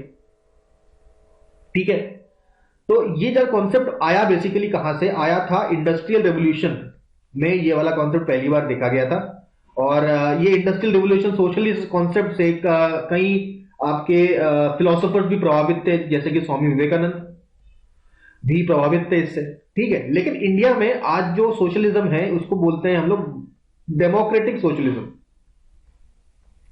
डेमोक्रेटिक सोशलिज्म बोला जाता है, लेकिन जो सोशलिज्म कुछ लोग समझते हैं वो है साइंटिफिक सोशलिज्म। जो कार्ल मार्क्स का सोशलिज्म था वो था साइंटिफिक सोशलिज्म, और हम जो मानते हैं वो है डेमोक्रेटिक सोशलिज्म। ठीक है, और ये जो सोशलिज्म हम लोग इंडिया का स्पेशल सोशलिज्म है वो कुछ विचारकों से इन्फ्लुएंस्ड है, चाहे वो महात्मा गांधी हैं, चाहे वो आचार्य नारायण देव हैं, और जयप्रकाश नारायण साहब हैं। तो ये कुछ फिलोसोफर्स हैं जिन पर आधारित करके हमारा डेमोक्रेटिक सोशलिज्म बना, जो कि आपका scientific socialism of Karl Marx से थोड़ा सा डिफरेंट है। ठीक है, सेकुलर हम लोग आप लोग को पता ही है। ठीक है, धर्म, कोई भी धर्म में भेदभाव नहीं होना चाहिए, सबको अपना धर्म फॉलो करने की आजादी मिली है, फंडामेंटल राइट्स में भी हम देखेंगे ये सारी चीजें। ठीक है, फिर आता है डेमोक्रेसी। फिर डेमोक्रेसी का मतलब है कि आपका indirect ruled by the people, ruled by the people, people rule करेगा। कैसे? इनडायरेक्टली, भाई पीपल अपने प्रतिनिधि भेजेंगे, चाहे वो एमएलए के फॉर्म में हो या एमपीज के फॉर्म में हो, और जो आपके कंट्री को गवर्न करेंगे। तो indirect rule of people is democracy. ठीक है, rule of people is basically democracy, चाहे डायरेक्ट हो इनडायरेक्ट हो, हमारे यहाँ इनडायरेक्ट है। ठीक है, उसके बाद बात करते हैं रिपब्लिक की। तो कह रहे हैं जो भी हेड ऑफ स्टेट होगा, हेड ऑफ स्टेट कौन है? हमारा प्रेसिडेंट। तो हमारे प्रेसिडेंट साहब हेरिडिटरी नहीं है, इलेक्टेड है। जब हेड ऑफ स्टेट इलेक्टेड होता है तो उसको हम लोग बोलते हैं रिपब्लिक। ठीक है, तो ये बातें समझ में आई होगी। अच्छा, आखिरी चीज है आपका एश्योरिटी। स्पेलिंग थोड़ा गलत हो गया तो कुछ एश्योरेंस देते हैं। ठीक है, कुछ एश्योरेंस हम लोगों को मिलते हैं बाय द कॉन्स्टिट्यूशन। कौन से एश्योरेंस मिलते हैं? तो कहते हैं जस्टिस मिलेगा, सबको जस्टिस मिलेगा, न्याय, न्याय का एश्योरेंस है। उसके बाद इक्वालिटी का एश्योरेंस है, सब इक्वल है, सारे लोग इक्वल हैं, ये एश्योरेंस भी हमारा कॉन्स्टिट्यूशन हमको देता है। फिर लिबर्टी का, हम सब आजाद हैं। ठीक है, हमको जस्टिस, इक्वालिटी और लिबर्टी का आश्वासन कॉन्स्टिट्यूशन हमको देता है, एश्योर करता है ये हमको। ठीक है, ये हम लोग प्रियम्बल में आगे और ज्यादा इस पर चर्चा करेंगे। ठीक है, नेक्स्ट आता है हिस्टोरिकल डेवलपमेंट पे। भाई ये कॉन्स्टिट्यूशन कैसे कैसे डेवलप हुआ, कैसे कैसे चीजें हैं, तो थोड़ी बहुत हिस्ट्री यहाँ पे देखेंगे। तो भाई स्टार्ट होता है ईस्ट इंडिया कंपनी से सारी पूरी कहानी। ईस्ट इंडिया कंपनी को चार्टर मिलता है 1600 में, क्वीन देती है, क्वीन ऑफ इंग्लैंड। आपका चार्टर लिखती है 1600 का, और कहती है कि भाई आप इंडिया जाइए, आप ट्रेड करिए, और ट्रेड में आपको पूर्ण मोनोपोली मिलेगा, आप बिल्कुल टेंशन लेने वाली बात ही नहीं है। इंडिया पहुंच जाते हैं ये, इंडिया में ट्रेड करते हैं, धीरे धीरे पॉलिटिकल पावर गेन करते हैं। पॉलिटिकल पावर का पीक जब आता है, that is battle of Buxar. Battle of Buxar में प्रॉपर पॉलिटिकल पावर इनको मिल जाता है कि इनको दीवानी राइट्स मिल जाती है, टैक्स कलेक्शन करने का राइट, ठीक है, दीवानी राइट्स दे दिया जाता है। बैटल ऑफ बक्सर होता है, सॉरी 1974 में, तो 19 कह रहा हूं, 1764 में बैटल ऑफ बक्सर होता है। 1765 में एक ट्रीटी ऑफ इलाहाबाद होता है, किसके साथ? Shah Alam the second, Shah Alam second के साथ ट्रीटी ऑफ इलाहाबाद होता है, जिसमें ये कहते हैं कि भाई दीवानी राइट्स ले लो आप बिहार और बंगाल के। और दीवानी राइट्स मिलते ही काफी ज्यादा पॉलिटिकल पावर हाथ में आ जाता है ईस्ट इंडिया कंपनी के। ईस्ट इंडिया कंपनी के हाथ में पॉलिटिकल पावर आने के बाद से कहानियां थोड़ी चेंज होती है। क्या कहानी चेंज होती है भाई? 64 में पावर हाथ में आता है ईस्ट इंडिया कंपनी के, तो ईस्ट इंडिया कंपनी में काफी करप्ट प्रैक्टिसेस चालू हो जाती है। तो करप्ट प्रैक्टिसेस चालू हो जाती है, तब आपका जो गवर्नमेंट ऑफ इंग्लैंड है वो डिसाइड करता है कि इनको कंट्रोल करना पड़ेगा। तो 1773 से लेके 1858 तक आपके कुछ लॉज आते हैं, laws by the British government, ठीक है। किसके लिए ये लॉज? किसके अंडर होते हैं? ईस्ट इंडिया कंपनी के अंडर होते हैं, ठीक है। तो ईस्ट इंडिया कंपनी के अंडर कुछ लॉज बनते हैं 1773 से लेकर 1778 में, जहां पार्लियामेंट ईस्ट इंडिया कंपनी को बताता है किस तरीके से रूल करना है, ठीक है। उसके बाद 1857 में हम जानते हैं रिवोल्ट हो जाता है, ठीक है। रिवोल्ट के बाद तो ये तो हमारा फर्स्ट फेज था, फर्स्ट फेज ऑफ जो लॉज जो गवर्निंग है ईस्ट इंडिया कंपनी के। उसके बाद सेकंड फेज चालू होता है आफ्टर 1857 रिवोल्ट। तो 1858 से लेके हमारी आजादी मिलती है 1947 में, तब तक कुछ और लॉज बनते हैं। These are the laws which were made under the British crown. British crown के अंदर ये काम होता है, ब्रिटिश क्राउन के अंदर आपके कुछ नए लॉज बनते हैं, और इनमें बताया जाता है कि भाई ईस्ट इंडिया कंपनी का जो पावर है खत्म कर दिया जाता है, पूरा direct control of the crown हो जाता है 1958 से। और फाइनली 15 अगस्त 1947 को हम लोगों को इंडिपेंडेंस मिल जाता है, हम लोग को इंडिपेंडेंस मिल जाता है, आजादी मिल जाती है, ठीक है। अच्छा, हम लोग को आजादी मिल गई, तो अभी हम लोग क्या पढ़ रहे हैं हिस्टोरिकल डेवलपमेंट में? ये वाला फेज और ये वाला फेज, यानी कि 1973 से 1858 वाला फेज ईस्ट इंडिया कंपनी के अंडर, और 1858 से लेकर 1947 में ब्रिटिश क्राउन के अंदर कौन कौन से लॉज बने हैं इंडिया में, उसका जो वहीं से तो हमारा कॉन्स्टिट्यूशन डेवलपमेंट चालू हुआ। तो ये दो फेजेस में हम लोग पढ़ेंगे, ठीक है। अब हम लोग स्टार्ट करते हैं सबसे पहला फेज, दैट इज 1773 से लेके 1858 तक का जो फेज है, that is the first phase we will be studying, ठीक है। तो उसमें बात करते हैं हम लोग आगे। तो इसी फेज में सबसे पहला लॉ आता है 1773 का, जिसको बोलते हैं रेगुलेटिंग एक्ट, ठीक है। रेगुलेटिंग एक्ट आ जाता है हमारा 1773 में। क्या करते हैं? अभी रेगुलेटिंग एक्ट आया तो ब्रिटिश जो पार्लियामेंट है उन्होंने बोला, ब्रिटिश गवर्नमेंट ने बोला कि आपको अपना मैनेजमेंट सही करिए, ईस्ट इंडिया कंपनी को का मैनेजमेंट को ठीक करने की बात थी। तो आपने कहा कि भाई हमारे 3 एरियाज हैं बेसिकली, कौन कौन से भाई? एक तो मद्रास में है, एक आपका कैलकाटा में है, ठीक है, एक आपका बॉम्बे में है। तो इन सब में आपका एक गवर्नर होगा। तो इन गवर्नर में जो कैलकाटा वाला है उसको हम लोग बोलेंगे governor general of Bengal, governor general बोलेंगे, इज्जत देंगे ज्यादा, ठीक है, और पावर्स भी ज्यादा दे देंगे। तो गवर्नर जनरल ऑफ बंगाल बना दिया। तो सबसे पहले गवर्नर जनरल अगर आपसे पूछा जाए तो दैट इज वॉरेन हेस्टिंग्स, याद रखिएगा, सबसे पहले गवर्नर जनरल है वॉरेन हेस्टिंग्स। तो वॉरेन हेस्टिंग्स हमारे गवर्नर जनरल बन जाते हैं। तो पहला पॉइंट ये रहा। दूसरा पॉइंट भाई, रेगुलेटिंग एक्ट में दूसरा पॉइंट ये था कि इन्होंने कहा गवर्नर जनरल बन गया है, तो अब गवर्नर जनरल को एक काउंसिल होगा, एग्जीक्यूटिव काउंसिल, अकेला काम नहीं करेगा, इसका एक काउंसिल बन जाएगा जो जिसमें 4 मेंबर होंगे। तो 4 मेंबर काउंसिल बन गया। 4 मेंबर काउंसिल और गवर्नर जनरल मिलकर जो भी डिसीजंस लेने हैं, गवर्न करने के लिए लेंगे। तो एग्जीक्यूटिव काउंसिल बना जिसके मेंबर होंगे 4, ठीक है, 4 मेंबर होंगे और प्लस आपका गवर्नर जनरल, टोटल ये 5 मेंबर मिलकर सारा काम करेंगे, है कि नहीं। तो ये दूसरी बात बताई।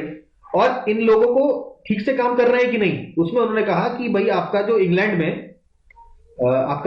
में यूके में एक हमारा एक कोर्ट ऑफ डायरेक्टर्स बनेगा।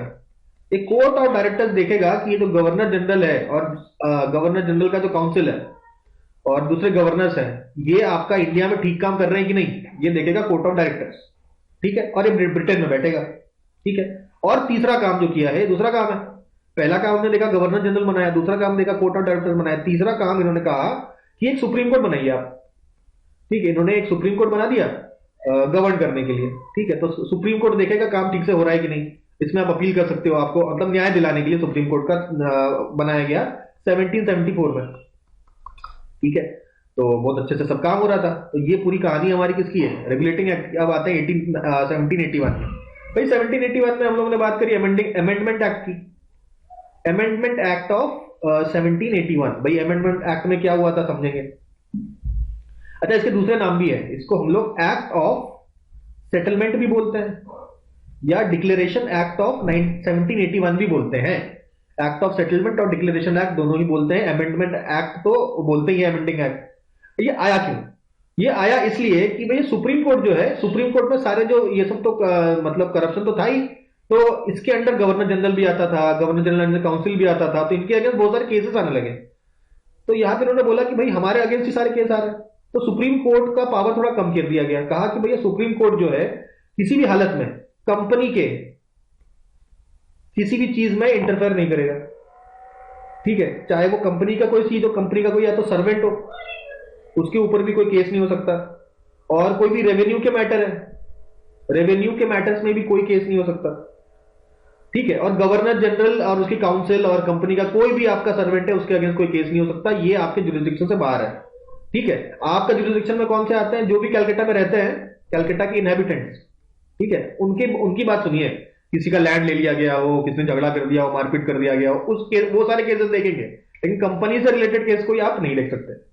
तो सुप्रीम कोर्ट का जुरिस्डिक्शन कम कर दिया गया। और बात करिए अपील की। नॉर्मली हम लोग देखते हैं हाई कोर्ट से सुप्रीम कोर्ट अपील होता है ना, भाई छोटा कोर्ट होता है, उसके ऊपर हाई कोर्ट होता है, उसके ऊपर सुप्रीम कोर्ट होता है।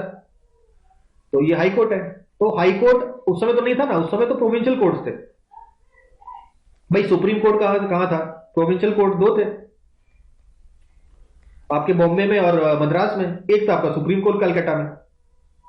तो यहां पे अगर कोई डिसाइड होगा तो अपील के लिए सुप्रीम कोर्ट जा सकता है ना। तो इन्होंने कहा देखो अपील के लिए सुप्रीम कोर्ट नहीं जाना, आपको अगर अपील करना है तो अपील करेंगे आप एग्जीक्यूटिव काउंसिल को। मतलब आप में जो भी झगड़ा होगा, जो भी आपको इश्यूज होंगे, आप जो अपील होगा, अपील कौन हियर करेगा? Executive council. सुप्रीम कोर्ट कोई भी अपील हियर नहीं करेगा। तो सुप्रीम कोर्ट की काफी बेइज्जती होती है, मतलब सुप्रीम कोर्ट के पावर्स काफी कम कर दिए जाते हैं in this amending act of 1781। तो ये हो गया अमेंडिंग एक्ट 1773 में। अब 1774 में एक इंपॉर्टेंट एक्ट आता है, that is called Pitt's India act.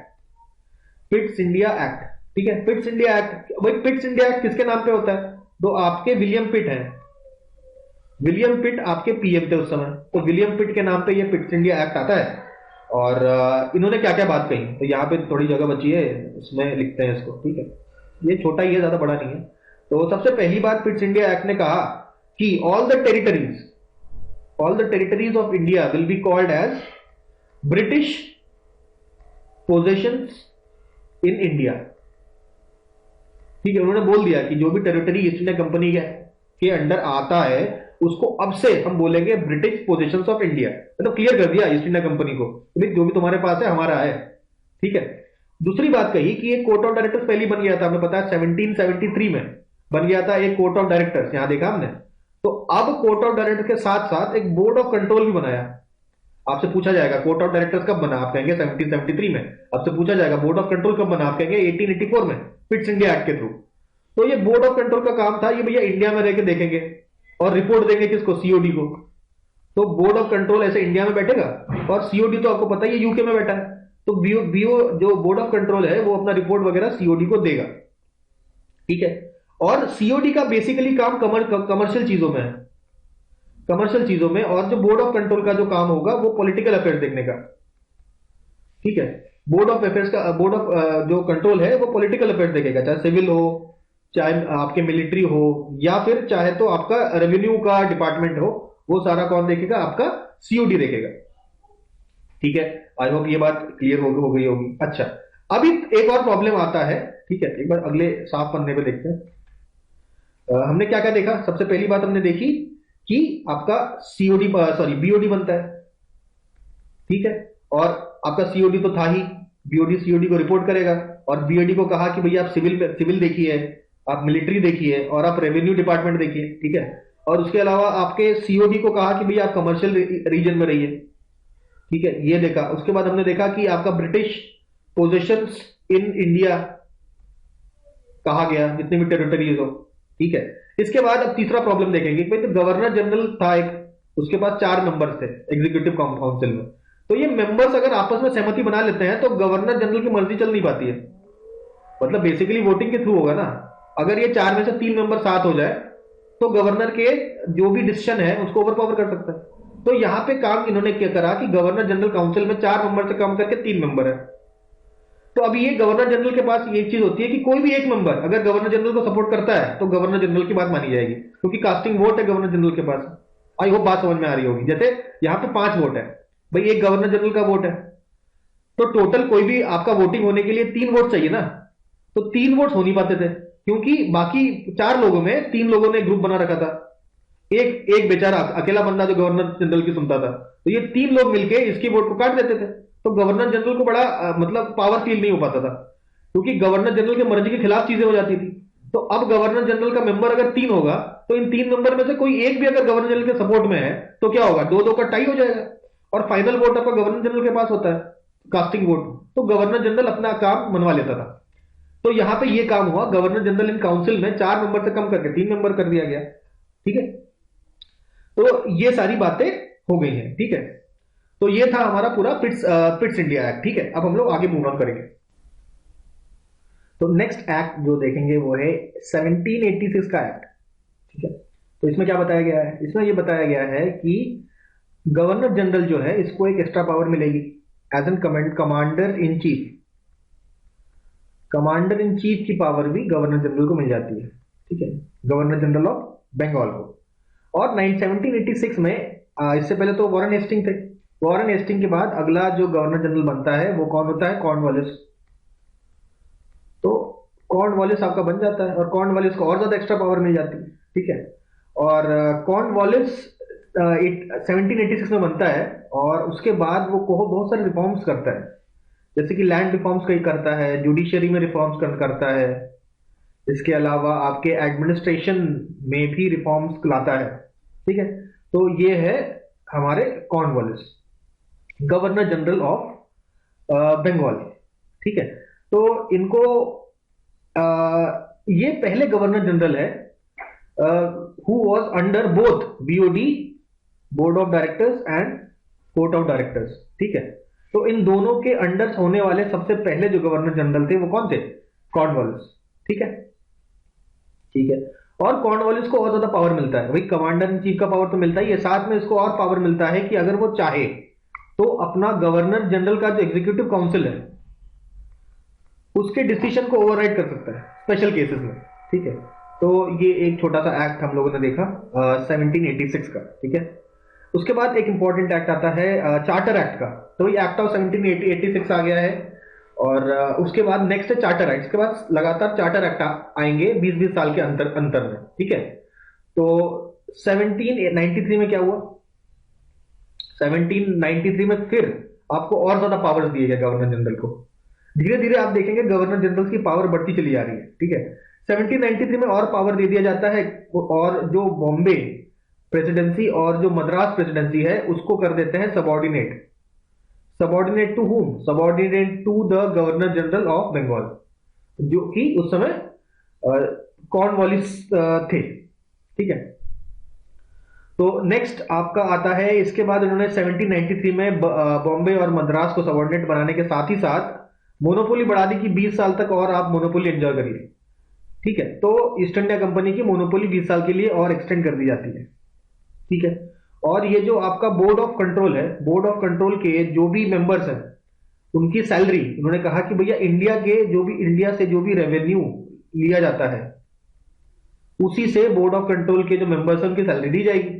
और ऐसा 1919 तक चला, उसके बाद बदल दिया गया। ठीक है, उसके बाद अब क्योंकि भाई बहुत ज्यादा फायदा करा दिया इन्होंने कहा 20 साल तक और मोनोपोली लीजिए। तो इसके बदले में ईस्ट इंडिया कंपनी को कहा गया कि हर साल आपको 5 लाख रुपए, 5 lakhs आपको ईस्ट इंडिया कंपनी को, ब्रिटिश गवर्नमेंट को देने पड़ेंगे। तो ये हो गया 1793 में। तो इसमें इंपॉर्टेंट चीज केवल यही है कि 20 साल के लिए तक बढ़ा दिया गया और आपका बॉम्बे और मद्रास को सबॉर्डिनेट बना दिया गया। ठीक है। अब यहां पे एक बात कही जाती है कि आपका 1833 तक आप देखेंगे किस तरीके से गवर्नर जनरल की पावर धीरे धीरे आप इंक्रीज करते चले जा रहे हैं। ठीक है, 1883 तक ऐसा काम चलता है, यानी कि 1773 से 1883 का जो टाइम है उसमें हम देखते हैं कि ये जो गवर्नर जनरल की पावर धीरे धीरे इंक्रीज कर रहे हैं। ठीक है, इसके एग्जांपल्स तो हमने देखे ही ऑलरेडी। ठीक है, एक बार फिर से अगर रिवीजन करना चाहें तो आप कर सकते हैं कि भाई हम लोगों ने क्या क्या देखा। भाई सबसे पहले हम लोगों ने देखा कि आपके 1773 में अपना रेगुलेटिंग एक्ट आता है। ठीक है, रेगुलेटिंग एक्ट में इन्होंने कहा कि भाई गवर्नर जनरल ऑफ बंगाल हो जाएगा ये। तो सबसे पहले गवर्नर जनरल ऑफ बंगाल बन गए। तो उसके बाद गवर्नर जनरल इन बंगाल को दो प्रॉब्लम आ रहा था, सुप्रीम कोर्ट से एक प्रॉब्लम आ रहा था और उसके जो 4 मेंबर्स हैं उसकी बात नहीं सुन रहे थे। तो सुप्रीम कोर्ट को हैंडल करने के लिए अमेंडिंग एक्ट ले आइए, अमेंडमेंट एक्ट ऑफ 1781 और 1784 को फिट्स इंडिया एक्ट ले आया, जिसमें उन्होंने कहा दिया कि भैया 4 मेंबर नहीं अब 3 मेंबर होंगे। तो देखिए गवर्नर जनरल का जो पावर है इससे आपका इंक्रीज होता है। पर गवर्नर जनरल पे चेक भी लगा देते हैं 1984 में, जब ये हमारे बीओडी को आपके इंट्रोड्यूस करते हैं, बीओडी को आपको इंट्रोड्यूस करते हैं। ठीक है, सो थोड़ा सा आपका चेक भी लगा दिया गया। ठीक है, उसके बाद 1876 आता है, 1786 का लॉ हमने यहां पे देखा। 1786 में गवर्नर जनरल को और पावरफुल बना दिया गया। कैसे? तो 1786 में कहा गया कि भाई आप कमांडर इन चीफ भी है, कमांडर इन चीफ का पावर भी मिलता है इनको 1786 में। और उसके बाद आता है 1793 में इनको बना दिया जाता है कि जो भी बंगाल और बॉम्बे आर सबऑर्डिनेट्स। उन्होंने कहा कि भाई इसके बाद बंगाल और जो बॉम्बे है, सॉरी बंगाल कह रहा हूं, बॉम्बे और जो मद्रास है उसको ये सबऑर्डिनेट बना देते हैं। इस तरीके से धीरे धीरे हम देख रहे हैं गवर्नर जनरल की पावर समय के साथ साथ इंक्रीज करते जा रहे हैं लोग। ठीक है, तो अभी नेक्स्ट आता है 1793 के बाद का कौन सा अब चार्टर एक्ट आता है। अब इसके बाद सारे चार्टर एक्ट बहुत इंपॉर्टेंट हो जाते हैं, तो बिल्कुल हम लोग को ध्यान रखना है इस बात का। अगला चार्टर एक्ट आता है 1813 को अगला चार्टर एक्ट आता है। और इसमें भाई 1793 में कहा था कि भाई ईस्ट इंडिया कंपनी 20 साल तक और रूल करेगी। 1813 में उन्होंने कहा कि ये जो मोनोपोली है खत्म, आपकी जो भी मोनोपोली है ईस्ट इंडिया कंपनी की वो आज से खत्म होती है। लेकिन मोनोपोली ओवर इंडिया, मतलब इंडिया का ट्रेड और चाय के ट्रेड में पूरे वर्ल्ड में आपकी मोनोपोली बरकरार रहेगी। ठीक है, मोनोपोली आपकी फुल बरकरार रहेगी। इसके बाद 1813 में आपका जो ब्रिटिशर्स है वो लोग कहते हैं कि क्रिश्चियन मिशनरीज को एक्टिव किया इन्होंने। तो धर्म परिवर्तन करने के लिए क्रिश्चियन मिशनरीज को एक्टिवेट किया गया आपके इंडिया में इन 1813। तो अगर आपसे पूछा जाए क्रिश्चियन मिशनरीज कब एक्टिव होते हैं इंडिया में, तो वो इन 1813 एक्टिवेट होते हैं। इसके अलावा आपको ब्रिटिश गवर्नमेंट में कहा कि भाई 1 लाख रुपए आपको रखना पड़ेगा, 1 लाख रुपए आपको रखना पड़ेगा for development of education, education के डेवलपमेंट के लिए, साइंस के डेवलपमेंट के लिए और लिटरेचर के डेवलपमेंट के लिए भी आपको 1 लाख रुपए रखना पड़ेगा। मतलब 1 लाख रुपए से सारे काम करेंगे आप लोग। तो ये सारी बात बताएगी। उसके बाद टैक्स लगाया गया, इनकम टैक्स लगाने की बात चली कि भाई टैक्स लगाना पड़ेगा, और अगर टैक्स आप नहीं देते हैं तो आपको पनिश किया जाएगा, पनिशमेंट मिल सकती है अगर आप टैक्स नहीं देते। तो ये सारी बातें 1813 में रखी गई। उसके बाद आता है चार्टर एक्ट ऑफ 1833। ठीक है, चार्टर एक्ट ऑफ 1833 में कहा गया इससे पहले जो भी एक्ट अभी तक आए हैं, चाहे वो चार्टर एक्ट 1813 हो, चाहे 1793 हो, चाहे 1884 हो, उन सबको हम लोग कहेंगे रेगुलेशन। और अब से जो आएंगे उनको कहेंगे हम लोग लॉज। तो अभी जितने भी नए कानून बनेंगे उनको लॉज बोला जाएगा, इससे पहले के सारे कानून हो जाएंगे रेगुलेशन उन्हें बोला जाएगा। ठीक है, और ईस्ट इंडिया कंपनी को और ये लोग कहते हैं कि 20 साल तक और आपकी लीज बढ़ाई जाती है। तो 20 साल तक 1793 में भी बढ़ाएगी, 1813 में भी बढ़ाएगी और 1833 में भी 20 साल और लीज इनका बढ़ा दिया गया। ठीक है, लेकिन एक बात कह दी गई, लीज तो तुम्हारा बढ़ा रहे हैं लेकिन अभी तुम्हारा जो मोनोपोली है खत्म। पहले तो मोनोपोली इनका खत्म हुआ था 1813 में, लेकिन इंडिया और चाय में था। लेकिन अभी उन्होंने कहा था कि इंडिया और चाय में भी नहीं है, कहीं भी आपकी मोनोपोली है ही नहीं। 1833 में ऐसा सीधे बोल दिया गया। ठीक है, अच्छा अब यहां पे एक बात और हुई। अच्छा, ईस्ट इंडिया कंपनी की मोनोपोली खत्म हो गई और ईस्ट इंडिया कंपनी को कहा गया केवल आप देखिए एडमिनिस्ट्रेशन का काम देखिए, बाकी कमर्शियल का काम देखने की कोई जरूरत नहीं है। तो East India company was no longer a commercial body after 1833 charter act. ठीक है, अच्छा, अभी वो जो कड़ी हम लोग पहले देख रहे थे कि किस तरीके से गवर्नर जनरल की पावर और बढ़ाना है, यहां पे गवर्नर जनरल की पावर और बढ़ा दी गई। और यहां पर तो हद ही कर दी गई, इनको कहा कि जो भी लेजिस्लेटिव पावर है आपके प्रोविंसेस के, वो भी आपके गवर्नर जनरल ही देखेंगे। ठीक है, लेजिस्लेटिव पावर भी छीन के इनको दे दिया गया। तो अभी भाई गवर्नर जनरल सर्वे सर्वा हो गया, एग्जीक्यूटिव पावर भी था और इसके पास लेजिस्लेटिव पावर भी आ जाता है सारे प्रोविंसेस का भी। तो सारा एग्जीक्यूटिव पावर और सारा लेजिस्लेटिव पावर सब आपका गवर्नर जनरल के हाथ में ही रहने वाला है। ठीक है, ये एक बात हो गई। एक और एक्स्ट्रा चीज यहां पे हमें देखना 1833 में एक नया मेंबर, अभी देखिए गवर्नर जनरल के एग्जीक्यूटिव काउंसिल में कितने मेंबर थे? तो executive council of governor general है, उसमें मेंबर थे पहले 4, बाद में 3 कर दिए गए। अभी बढ़ा के इसको एक और ऐड करके एक और मेंबर और ऐड कर दिया गया। और ये मेंबर एक स्पेशल आदमी था जिसका नाम था मकूले। ठीक है, मकूले नाम का एक व्यक्ति था जो एक प्रकार का लॉ जानने वाला था, लॉ का एक्सपर्ट था। तो ऑब्वियसली कुछ लीगल चेंजेस आपको इंडिया में लाने थे जिसकी वजह से एक लॉ का एक्सपर्ट की जरूरत थी, मकूले। तो एक लॉ के एक्सपर्ट के मतलब तरह आपके मकूले आते हैं और कुछ कुछ चीजें करते हैं इंडिया में, जिसके बारे में हिस्ट्री में पढ़ेंगे और अभी कुछ पढ़ेंगे। ठीक है, तो he was the fourth member was Macaulay. Macaulay आते ही सबसे पहला लॉ कमीशन बन गया, फर्स्ट लॉ कमीशन। तो सबसे पहला लॉ कमीशन कब बनता है? 1834 में, अंडर आपका मैकुले।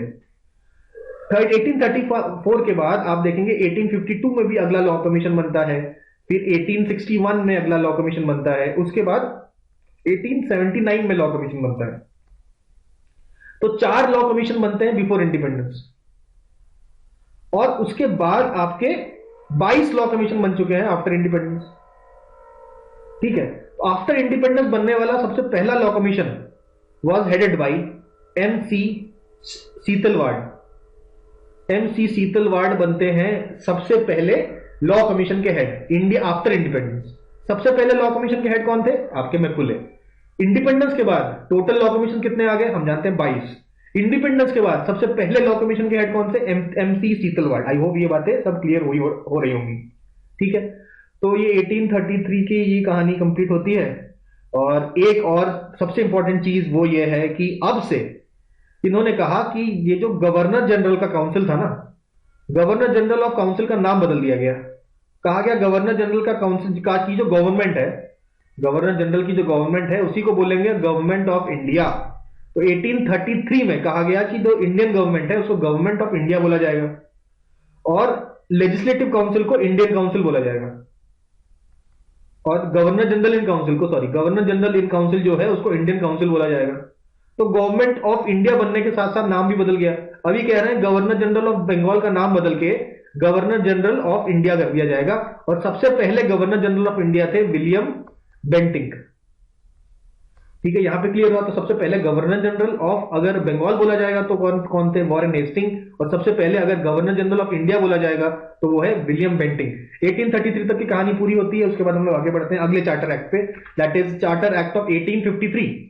भाई इसमें क्या होता है? अब यहां तक पूरी कहानी कंप्लीट हो चुकी है हमारी। हमने देखा किस तरीके से जो power given to governor general 1833 तक इंक्रीज होता रहा।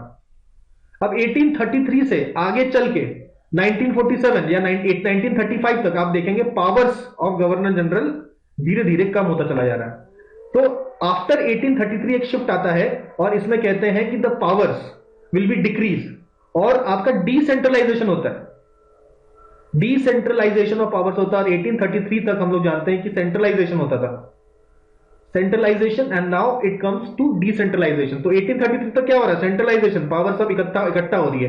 1833 के बाद डिसेंट्रलाइज हो रहा है, यानी कि पावर सब डिसेंट्रलाइज हो रही है, सेंटर से दूर जा रही है। तो इसकी शुरुआत होती है चार्टर एक्ट 1853 के चार्टर एक्ट में। तो 1833 के चार्टर एक्ट में एक और काम हुआ था, वो एक कोशिश हुई थी कि आप जो सिविल सर्विसेज है, जो सिविल सर्विसेज का एग्जाम्स लिए जाए। तो जब ये वाली बात उठी तो सिविल सर्विसेज के एग्जाम ना होने से जिसको सबसे ज्यादा फायदा होना था उसने आवाज उठाया। सबसे ज्यादा फायदा किसको होना था? Court of directors. Court of directors क्या करते थे? अपने नॉमिनेटेड बंदों को सिविल सर्विसेज में भेजते थे, इंडियन सिविल सर्विसेज में। तो भाई इनका तो, और ऑब्वियसली भेजते तो कुछ फायदा भी उठाते होंगे इनसे। तो अब कोर्ट ऑफ डायरेक्टर्स को बड़ा खराब लगा कि हमारा पावर कम खत्म हो रहा है। तो इन्होंने इसका भरपूर अपोजिशन किया कि भाई किसी भी हालत में आपके जो सिविल सर्विसेज है उसके एग्जाम नहीं होने चाहिए, नॉमिनेटेड बंदे ही आपके जाने चाहिए। यहां पे 53 में इन लोगों को बोल दिया गया कि भाई साहब ऐसा है कि सिविल सर्विसेज तो होगा और सिविल सर्विस का एग्जाम भी होगा, ठीक है, आपको जो करना है आप कर लीजिए। तो भाई कोर्ट ऑफ डायरेक्टर्स की जो मोनोपोली थी इन सिविल सर्विसेज वो यहां पे खत्म होती है, ठीक है। तो सिविल सर्विसेज के अब एग्जाम होंगे, ओपन ओपन कंपटीशन होगा, ठीक है। तो यहां पे ये बात समझ में आई। दूसरी बात, अब इन्होंने कहा कि ये जो इतना पावर दे दिया गया गवर्नर जनरल को, अब धीरे धीरे पावर को खींच लिया जाए इनसे। तो पहले इन्होंने कहा कि देखिए गवर्नर जनरल साहब, आपका एक एग्जीक्यूटिव बॉडी है ना, उसके तो चलो आप हेड बने रहोगे, लेकिन आपके जो लेजिस्लेटिव पावर है इसको आपसे हटाकर एक काउंसिल बनाया जाए, इंडियन लेजिस्लेटिव काउंसिल, जिसमें इन्होंने कहा कि भाई 6 मेंबर होंगे, 6 मेंबर्स होंगे, और ये आपके जितने लॉज बनाने वाले काम है, लॉ बनाने वाले काम है, वो किया करेंगे, ठीक है। और इन 6 में से इन्होंने कहा कि इन 6 में से 4 जो हैं, 4 out of this 6 people will be nominated. ये नॉमिनेटेड है कहां से? ये नॉमिनेटेड होंगे, एक तो बॉम्बे से नॉमिनेटेड हो जाएगा, एक तो बंगाल से ही नॉमिनेटेड होगा, एक मद्रास से नॉमिनेटेड होगा, एक नॉमिनेटेड होगा आगरा से। तो इन 4 जगह से 4 नॉमिनेटेड नंबर्स आएंगे और आपके इंडियन लेजिस्लेटिव काउंसिल बन गई। तो गवर्नर जनरल की पावर यहां पे कम होती है, और आगे चल के 1861 में हम देखेंगे ये 6 मेंबर बढ़ के 12 हो जाता है इन 1861, वो चलो आगे देखेंगे, अभी नहीं देखते। तो ये बात पूरी हमारी कंप्लीट हो गई, ठीक है। और अच्छा, एक और चीज यहां पे होता है, तो बोर्ड ऑफ डायरेक्टर्स है, जो बीओडी है, बोर्ड ऑफ डायरेक्टर्स। तो बोर्ड ऑफ डायरेक्टर्स पहले 24 थे, 24 बोर्ड ऑफ डायरेक्टर्स, उसको घटा के 18 कर दिए गए। अभी 18 मेंबर्स हैं आपके बोर्ड ऑफ डायरेक्टर्स में, ठीक है। यहां पर हम लोग 1853 को फिनिश करते हैं। अब 1853 के बाद एक प्रॉब्लम क्रिएट होती है इनके सामने, जो हमारे देश का सबसे पहला रिवोल्ट था, रिवोल्ट ऑफ 1857। रिवोल्ट ऑफ 1857 बड़ा ही खतरनाक होता है, जिससे पूरी गवर्नमेंट इनकी दहल जाती है। इसके बाद इनको रियलाइज होता है कि ईस्ट इंडिया कंपनी को हटाने की जरूरत है और डायरेक्ट क्राउन का रूल आना चाहिए। तो डायरेक्ट क्राउन का रूल ले आते हैं और कहते हैं कि भाई ईस्ट इंडिया कंपनी अपना बोरिया बिस्तर बांध के अपने घर जाइए, और सारा इंडिया का जितना भी पावर है वो आप क्राउन लेगा। क्राउन में इस समय रानी कौन थी? तो क्वीन विक्टोरिया इस समय रूल कर रही थी, क्वीन विक्टोरिया रूल कर रही थी। तो क्वीन विक्टोरिया को डिक्लेयर किया गया as empress of India, empress of India, ठीक है, इंडिया की महारानी, ठीक है। उस समय प्राइम मिनिस्टर कौन थे पूछ सकता है, इसके उस समय प्राइम मिनिस्टर थे बेंजामिन डिजराइली, RAELI, ठीक है, डिजराइली थे, बेंजामिन डिजराइली। अब ये इसका सबसे बड़ा कारण माना गया डॉक्ट्रिन ऑफ लैप्स को। तो डॉक्ट्रिन ऑफ लैप्स जो था उसको बंद कर दिया गया, डलहौजी के द्वारा स्टार्ट किया गया था। डॉक्ट्रिन ऑफ लैप्स में सबसे पहला कौन सा स्टेट आया था? दैट वाज सातारा, ठीक है। और डॉक्ट्रिन ऑफ लैप्स कौन लाया था? डलहौजी, डलहौजी भाई साहब लाए थे, सबसे पहला था सातारा, ठीक है।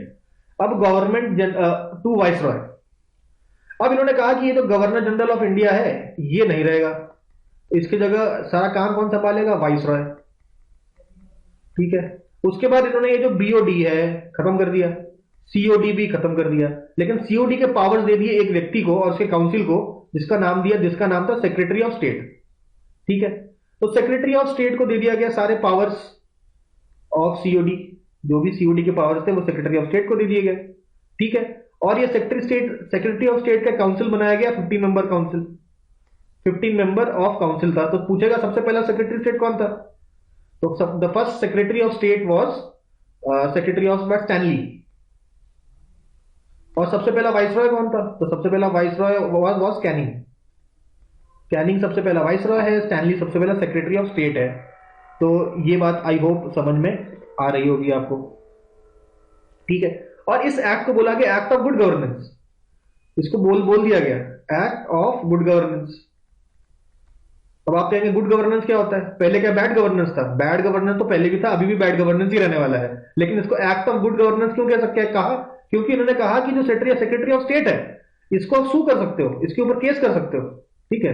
ये आपके सुप्रीम कोर्ट के जुरिस्डिक्शन में आता है, कोर्ट के जुरिस्डिक्शन में आता है, तो केस करिए। अब इस सेक्रेटरी ऑफ स्टेट पे वैसे देखा जाए प्रैक्टिकली तो कोई कौन केस करेगा, ठीक है, लेकिन एक प्रावधान बनाया गया कि हाँ चाहे तो आप केस कर सकते हैं, इंडिया में कर सकते हैं या इंग्लैंड में भी इनको सू किया जा सकता है, ठीक है। और जो 560 से ज्यादा 560 प्लस जो प्रिंसली स्टेट्स थे उनको कहा कि भैया आप अपना ऑटोनॉमी एंजॉय करिए, लेकिन आपको ब्रिटिश सुजेरेनिटी, मतलब ब्रिटिशर्स का जो सुप्रीमेसी है उसको आपको एक्सेप्ट करना पड़ेगा और फिर आप ऑटोनॉमस अपना काम चला सकते हैं। हम आपके काम में कोई भी दखल अंदाजी नहीं करेंगे। ये था गवर्नमेंट ऑफ इंडिया एक्ट 1858। ठीक है, तो आई होप यहां तक बिल्कुल कहानी क्लियर हो गई होगी। अब धीरे धीरे हम देखेंगे किस तरीके से आपका डिसेंट्रलाइज हुआ। डिसेंट्रलाइज का पहला स्टेप हमने देख लिया, क्या था कि भाई गवर्नर जनरल 53 में ऐसा हुआ कि भाई लेजिस्लेटिव और एग्जीक्यूटिव को अलग अलग कर दिया गया।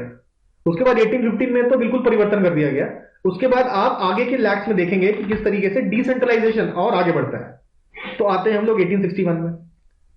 1861 तक हमने देखा कि भाई एग्जीक्यूटिव काउंसिल के कितने मेंबर थे? मेंबर थे 4 मेंबर थे। ठीक है, तो 4 मेंबर से बढ़ा के 6 मेंबर कर दिया गया और कहा कि हर एक मेंबर को एक स्पेशल डिपार्टमेंट हैंडल करना पड़ेगा। तो भाई 6 डिपार्टमेंट डिवाइड किए गए। सबसे पहला था होम डिपार्टमेंट, जैसे आज का होम मिनिस्टर होता है।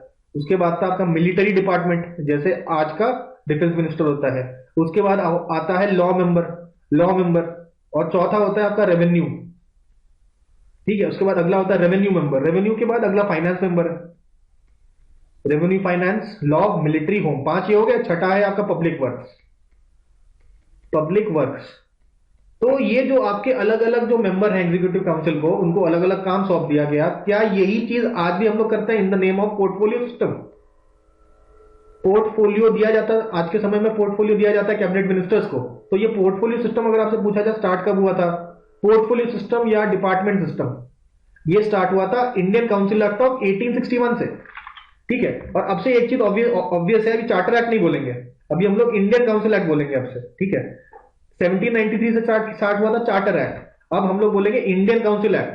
सबसे पहला इंडियन काउंसिल एक्ट आता है 1861 में, जहां आपसे बोला गया कि पोर्टफोलियो सिस्टम स्टार्ट हुआ। एग्जीक्यूटिव मेंबर 4 से बढ़ाकर 6 कर दिए गए और सबको एक एक पोर्टफोलियो पकड़ा दिया गया। ये तो बात हो गई। ठीक है, उसके बाद आपके लेजिस्लेचर की बात करते हैं। भाई अगला तो काम, इंडियन लेजिस्लेटिव काउंसिल बन चुका था, हमने देखा कि भैया 6 मेंबर थे, अब वो 6 मेंबर बढ़ा के 12 मेंबर कर दिए जाते हैं। नंबर ऑफ मेंबर्स बढ़ा दिए जाते हैं। ठीक है, नंबर ऑफ मेंबर्स आपके इसमें बढ़ा दिए जाते हैं और इसमें 3 नॉन ऑफिशियल मेंबर्स भी ऐड होते हैं। नॉन ऑफिशियल मतलब क्या? नॉन ऑफिशियल मतलब इंडियंस को ऐड कर दिया गया इसमें। ठीक है, कौन से 3 इंडियंस को ऐड कर दिया गया? एक है राजा ऑफ बनारस, बनारस के राजा। दूसरा आपका महाराजा ऑफ पटियाला, पटियाला के महाराजा। उसके बाद लास्ट आपका sir Dinkar Rao, sir Dinkar Rao. Basically ये भी आपके ब्रिटिशर्स के क्लोज थे और बेसिकली एक रबर स्टैम्प का काम कर रहे थे, लेकिन इनको ऐड कर दिया गया कि ताकि इंडियंस का रिप्रेजेंटेशन हो। हालांकि ये देखने में इंडियंस है लेकिन एक प्रकार के ब्रिटिशर्स ही हैं, क्योंकि ब्रिटिशर्स के लॉयल हुआ करते थे ये, तो उनको इन्होंने ऐड कर दिया। अच्छा, अगर आपसे पूछे कि वैसे ये इंपॉर्टेंट नहीं है ज्यादा, लेकिन फिर भी सुन लीजिए 12 मेंबर कौन कौन होते थे। तो इन 12 मेंबर्स में से, इन 12 मेंबर में से भाई एक तो हो गया गवर्नर जनरल। ठीक है, एक हो गया कमांडर इन चीफ। ठीक है, उसके बाद 4 हो गए आपके गवर्नर जनरल इन काउंसिल। ठीक है, एक आपके हो गया chief justice of supreme court, एक हो गया जज ऑफ सुप्रीम कोर्ट। कितने हो गए? 4, 5, 6, 7, 8। ठीक है, चार और होंगे जो आपके सर्वेंट्स ऑफ द कंपनी है, जो कि अपॉइंटेड होंगे फ्रॉम बंगाल, मद्रास, बॉम्बे, बंगाल, मद्रास, बॉम्बे, ये तो ऑब्वियस है, और आगरा। इनसे 4 लोग आपके और इलेक्ट होंगे, सिलेक्ट होंगे, अपॉइंट होंगे in the Indian legislative council. और इनमें से 3 तो आपके थे, राजा ऑफ बनारस, महाराजा ऑफ पटियाला और सर दिनकर राव। ठीक है, तो ये 6 से 12 कर दिए गए और आपके पहली बार इंडियन मेंबर्स को ऐड कर दिया गया। ठीक है, ऐड तो कर दिया गया, क्या आपकी पावर दिए गए? तो कुछ खास इनको पावर दिया नहीं गया और ये नॉन ऑफिशियल मेंबर्स बोले गए। तो ठीक है, तो जो भी है इसमें एक तरीके से कहने को हो गया कि भाई रिप्रेजेंटेशन हो रहा है इंडिया का। हालांकि कुछ फायदा इसका हुआ नहीं, ये लोग केवल चाय कॉफी पीते थे और फिर चले जाते थे, है ना। इनका कुछ खास ऐसा फ्रीडम स्ट्रगल में योगदान नहीं था। ये केवल बेसिकली सपोर्टर थे ब्रिटिशर्स के, जो कि हम लोगों ने डिस्कस कर लिया। ठीक है, तो यहां से हमने देखा किस तरीके से रिवर्सल स्ट्रेटेजी चालू हुई। अब डिसेंट्रलाइजेशन की ओर बढ़ गए हम लोग, और डिसेंट्रलाइजेशन 1937 तक होगा, 1937 तक होगा। उसके बाद तो फ्रीडम स्ट्रगल प्रॉपर स्टार्ट हो गई। तो ये बात हो गई। एक चीज और इसमें ध्यान में रखना है कि अगर आपसे बोला जाए ऑर्डिनेंस, ऑर्डिनेंस का कंसेप्ट कहां से आया, तो ऑर्डिनेंस का कंसेप्ट भी आपका 1861 में आया था। ठीक है, एक और चीज इस 1961 के काउंसिल एक्ट में ऐड होती है, वो ये है कि भाई लेजिस्लेटिव काउंसिल तो बन गया सेंटर में, लेकिन हमने देखा था 33 के एक्ट में प्रोविंसेस से भी पावर छीन के हमने दे दिया था गवर्नर जनरल को, लेकिन अभी प्रोविंशियल लेजिस्लेटिव काउंसिल भी इसमें बनने की बात आती है। ठीक है, तो कुछ कुछ डेट्स ध्यान में रख सकते हैं हम लोग, जैसे बंगाल में, बंगाल की प्रोविंशियल काउंसिल बनी 1862 में, सबसे पहले यही बनी। उसके बाद नॉर्थ वेस्ट आपका प्रोविंस है, नॉर्थ वेस्ट फ्रंटियर प्रोविंस, उसमें आपका 1886 में आपका लेजिस्लेटिव काउंसिल बनता है, और 1897 में बनता है पंजाब में। ठीक है, ये कुछ एग्जांपल्स हैं जो आपके बने, लेकिन ये जो लॉ कहां से पावर लेके बने, 1861 के जो इंडियन काउंसिल एक्ट से पावर लेके ही ये प्रोविंशियल लेजिस्लेटिव काउंसिल बनते हैं। ठीक है, नेक्स्ट आता है इंडियन काउंसिल एक्ट ऑफ 1892। ठीक है, इसमें और ज्यादा डिसेंट्रलाइजेशन हुआ। सबसे पहले हम लोग बात करते हैं भाई एग्जीक्यूटिव में क्या परिवर्तन आया। ठीक है, ये यहाँ पे इसको ऐसे, हाँ, सबसे पहले बात करते हैं हम लोग एग्जीक्यूटिव की। ठीक है, तो एग्जीक्यूटिव में आपका गवर्नर इन जनरल काउंसिल, अब जो गवर्नर इन जनरल काउंसिल में कितने मेंबर हैं देखते हैं। सबसे पहले तो 9 मेंबर तो आपके एक्स ऑफिशियो हैं, एक्स ऑफिशियो मेंबर 9 है। ठीक है, इनमें कौन कौन सा आते हैं, एक तो गवर्नर जनरल आ जाता है। ठीक है, governor general in the sense कि एक वाइस रॉय, अभी तो वाइस रॉय आ गया ना, तो एक तो आपका वाइस रॉय हो गया। वाइस रॉय के एग्जीक्यूटिव काउंसिल में हमने देखा 6 लोग हो जाते हैं, तो 6 आपके एग्जीक्यूटिव काउंसिल के मेंबर्स हो जाते हैं। एक आपका कमांडर इन चीफ हो जाता है, और आपका एक हो जाता है जिस प्रोविंस में भी आपका मीटिंग हो रही है उस प्रोविंस का हेड ऑफ द प्रोविंस।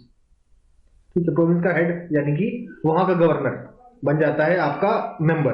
तो ये 9 मेंबर के अलावा आपके 6 और मेंबर्स हैं प्लस 6, 6 और मेंबर्स इनके अलावा होते हैं जो कि आपके इलेक्ट किए जाते हैं, नॉमिनेट किए जाते हैं, इलेक्ट नहीं सॉरी नॉमिनेट किए जाते हैं। इसके अलावा ये तो हो गया ऑफिशियल, तो ऑफिशियल मेंबर्स होते थे 15। इन 15 के अलावा आपके 10 नॉन ऑफिशियल मेंबर भी होते थे। ठीक है, नॉन ऑफिशियल मेंबर्स में कौन कौन आ जाते थे, तो भाई इसमें एक्चुअली सारे जो 9 हैं ये आपके अलग अलग प्रोविंसेस से लिए जाते थे। कौन से province, obviously Bengal, obviously Bombay, और ऑब्वियसली मद्रास। इसके साथ साथ आपका नॉर्थ वेस्ट फ्रंटियर प्रोविंस का के भी मेंबर्स आपके लिए जाते थे as an non official members. तो अगर आपसे कहा जाए कि 1892 की बात अगर करें तो मेजॉरिटी किसकी है, ऑफिशियल की कि नॉन ऑफिशियल की, तो आप कहिएगा कि एग्जीक्यूटिव काउंसिल में ऑफिशियल मेजॉरिटी है, ऑफिशियल मेंबर्स की आपकी मेजॉरिटी है। ठीक है, उसके बाद हम लोग, ये तो भाई एग्जीक्यूटिव की बात हो गई, अब हम लोग लेजिस्लेचर की बात करते हैं। इंडियन लेजिस्लेटिव काउंसिल जो है उसको बढ़ाकर, अब पिछली बार 12 थे, अभी बढ़ा के 24 कर दिए गए, 24 members in the Indian legislative council, और इनमें से 5 इंडियंस थे। पहले कितने थे, 12 मेंबर्स, उसमें इंडियंस कितने थे, 3, अभी हो गए 5। ठीक है, एक तो ये बात होगी, नंबर ऑफ मेंबर्स बढ़ते हैं इंडियन लेजिस्लेटिव काउंसिल में। और प्रोविंशियल लेजिस्लेटिव काउंसिल के भी मेंबर्स, प्रोविंशियल लेजिस्लेटिव काउंसिल कह लीजिए या स्टेट लेजिस्लेटिव काउंसिल कह लीजिए, उसमें भी आपका मेंबर्स इंक्रीज होते हैं। अब अलग अलग लेजिस्लेटिव असेंबली में अलग अलग मेंबर्स, इसलिए कोई नंबर नहीं दिया गया, लेकिन नंबर ऑफ मेंबर्स आपके टोटल इंक्रीज होते हैं। क्या इसमें ऑफिशियल मेजोरिटी होती है, इसमें भी आपकी ऑफिशियल मेजोरिटी होती है। एक्चुअली सारे मेंबर्स या तो ऑफिशियल होते हैं या नॉन ऑफिशियल। नॉन ऑफिशियल में हम लोग नॉमिनेटेड मेंबर्स रखते हैं। ठीक है, और बाकी आपके ऑफिशियल आपके डायरेक्टली नॉमिनेटेड होते हैं, और ये होते हैं कि भाई आपके अलग अलग प्रोविंसेस से नॉमिनेटेड, तो अलग अलग प्रोविंसेस से जो नॉमिनेटेड होते हैं वो होते हैं नॉन ऑफिशियल मेंबर्स। ठीक है, अब डायरेक्टली ब्रिटिश गवर्नमेंट के द्वारा जो चूज किए जाते हैं वो होते हैं ऑफिशियल मेंबर्स। तो आपके प्रोविंशियल लेजिस्लेटिव असेंबली में भी ऑफिशियल मेजोरिटी थी। ठीक है, एक्सेप्ट किसके, बॉम्बे के। बॉम्बे में हमारे नॉन ऑफिशियल जो था वो मेजोरिटी में था। ठीक है, अब ऑब्वियसली प्रोविंशियल लेजिस्लेटिव असेंबली के मेंबर्स बड़े हैं, जैसे कि फॉर एग्जांपल देखिए बॉम्बे में 8 मेंबर बढ़ा दिए गए। ठीक है, मद्रास में बढ़ा दिए गए 20, मद्रास में 20 बढ़ा दिए गए, बंगाल में भी 20 बढ़ा दिए गए, जितने थे उससे 20 बढ़ा दिए गए। और north west frontier province NWFP में भी आपके 15 मेंबर्स आपके बढ़ा दिए जाते हैं, एडिशनल मेंबर्स, ठीक है। तो ये हमने पहला चेंज देखा कि नंबर ऑफ मेंबर्स बढ़ा दिए गए। इसके अलावा पावर भी थोड़ी बढ़ा दी गई। इससे पहले जो तीन थे हमारे, दिनकर राव साहब और महाराजा पटियाला बनारस, ये तो रबर स्टैम्प थे, इनका कोई काम नहीं था। लेकिन अभी जो मेंबर्स थे उनको पावर मिली है, ठीक है, मतलब पूरे काउंसिल को पावर मिली है। पूरे काउंसिल को आपको कुछ पावर स्पेशल मिला है, जैसे कि बजट। तो बजट कौन बनाता है? बजट बनाता था एग्जीक्यूटिव, तो ये बजट के ऊपर डिस्कशन होते थे। और दूसरा है, आप एग्जीक्यूटिव से क्वेश्चन पूछ सकते थे, तो ये पावर भी इंक्रीज है। अब ये जो है एग्जीक्यूटिव से सवाल भी पूछ रहा है, एग्जीक्यूटिव के बनाए हुए बजट का डिस्कशन भी कर रहा है। तो यहां हमने देखा लेजिस्लेटिव काउंसिल का भी पावर हमारा धीरे धीरे इंक्रीज हुआ है, ठीक है। अच्छा, अब एक इंपॉर्टेंट बात यहां पे और है, तो आपके जो मेंबर्स है ना, ये मेंबर्स जो है ये चूज कौन करेगा? भाई ये मेंबर चूज कौन करेगा? तो ये चूज करने का काम होता है वाइसरॉय का। और उसी तरीके से प्रोविंशियल जो काउंसिल है उसके मेंबर को चूज कौन करेगा? गवर्नर। आई होप ये बात क्लियर हो गई। अब ये जो गवर्नर है ये लेगा रिकमेंडेशन। रिकमेंडेशन किसकी रिकमेंडेशन लेगा? तो भाई रिकमेंडेशन लेगा ये डिस्ट्रिक्ट बोर्ड, इसके अलावा यूनिवर्सिटीज, यूनिवर्सिटीज के अलावा म्यूनिसिपैलिटीज, म्यूनिसिपैलिटीज के अलावा chamber of commerce, chamber of commerce के अलावा जमींदार और ट्रेड एसोसिएशन, इन सब का आपको सहमति लेगा, ठीक है। एक प्रकार से इन सब से वोटिंग कराई जाएगी कि आप बताइए, चूज करिए। फिर ये जो जिनको चूज करेगा वो फिर मेंबर बनते हैं आपके प्रोविंशियल असेंबली के। उसी तरीके से आपके इंडियन लेजिस्लेटिव काउंसिल में क्या होता था? वाइसरॉय चूज करता था, ये भी रिकमेंडेशन लेता था। किसका? ये आपका पीएलसी का लेता था। प्रोविंशियल काउंसिल है, ये डायरेक्टली रिकमेंडेड करता था वाइसरॉय को। तो ये ले रहा है किससे? पीएलसी से, प्रोविंशियल लेजिस्लेटिव काउंसिल से। इसके अलावा किससे ले रहा है? ये बंगाल चेंबर ऑफ कॉमर्स, इससे भी आप लोग एडवाइस लेके फिर आपके मेंबर चूज करता था।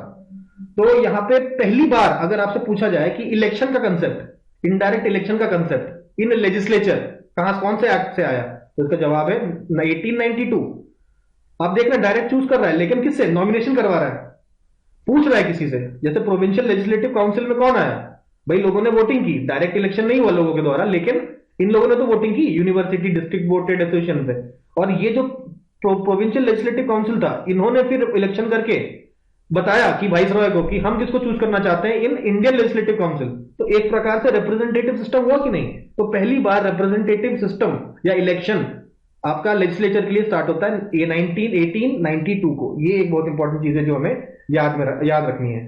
तो प्रिंसिपल ऑफ रिप्रेजेंटेशन स्टार्ट हुआ, याद रखिए इसमें, principle of representation started in 1892। I hope this is very much clear, ठीक है। तो यहां तक हम लोग आज की क्लास में रखते हैं, काफी ज्यादा मैटर हो गया आज की क्लास में। नेक्स्ट क्लास में we will be starting with Indian council act 1909।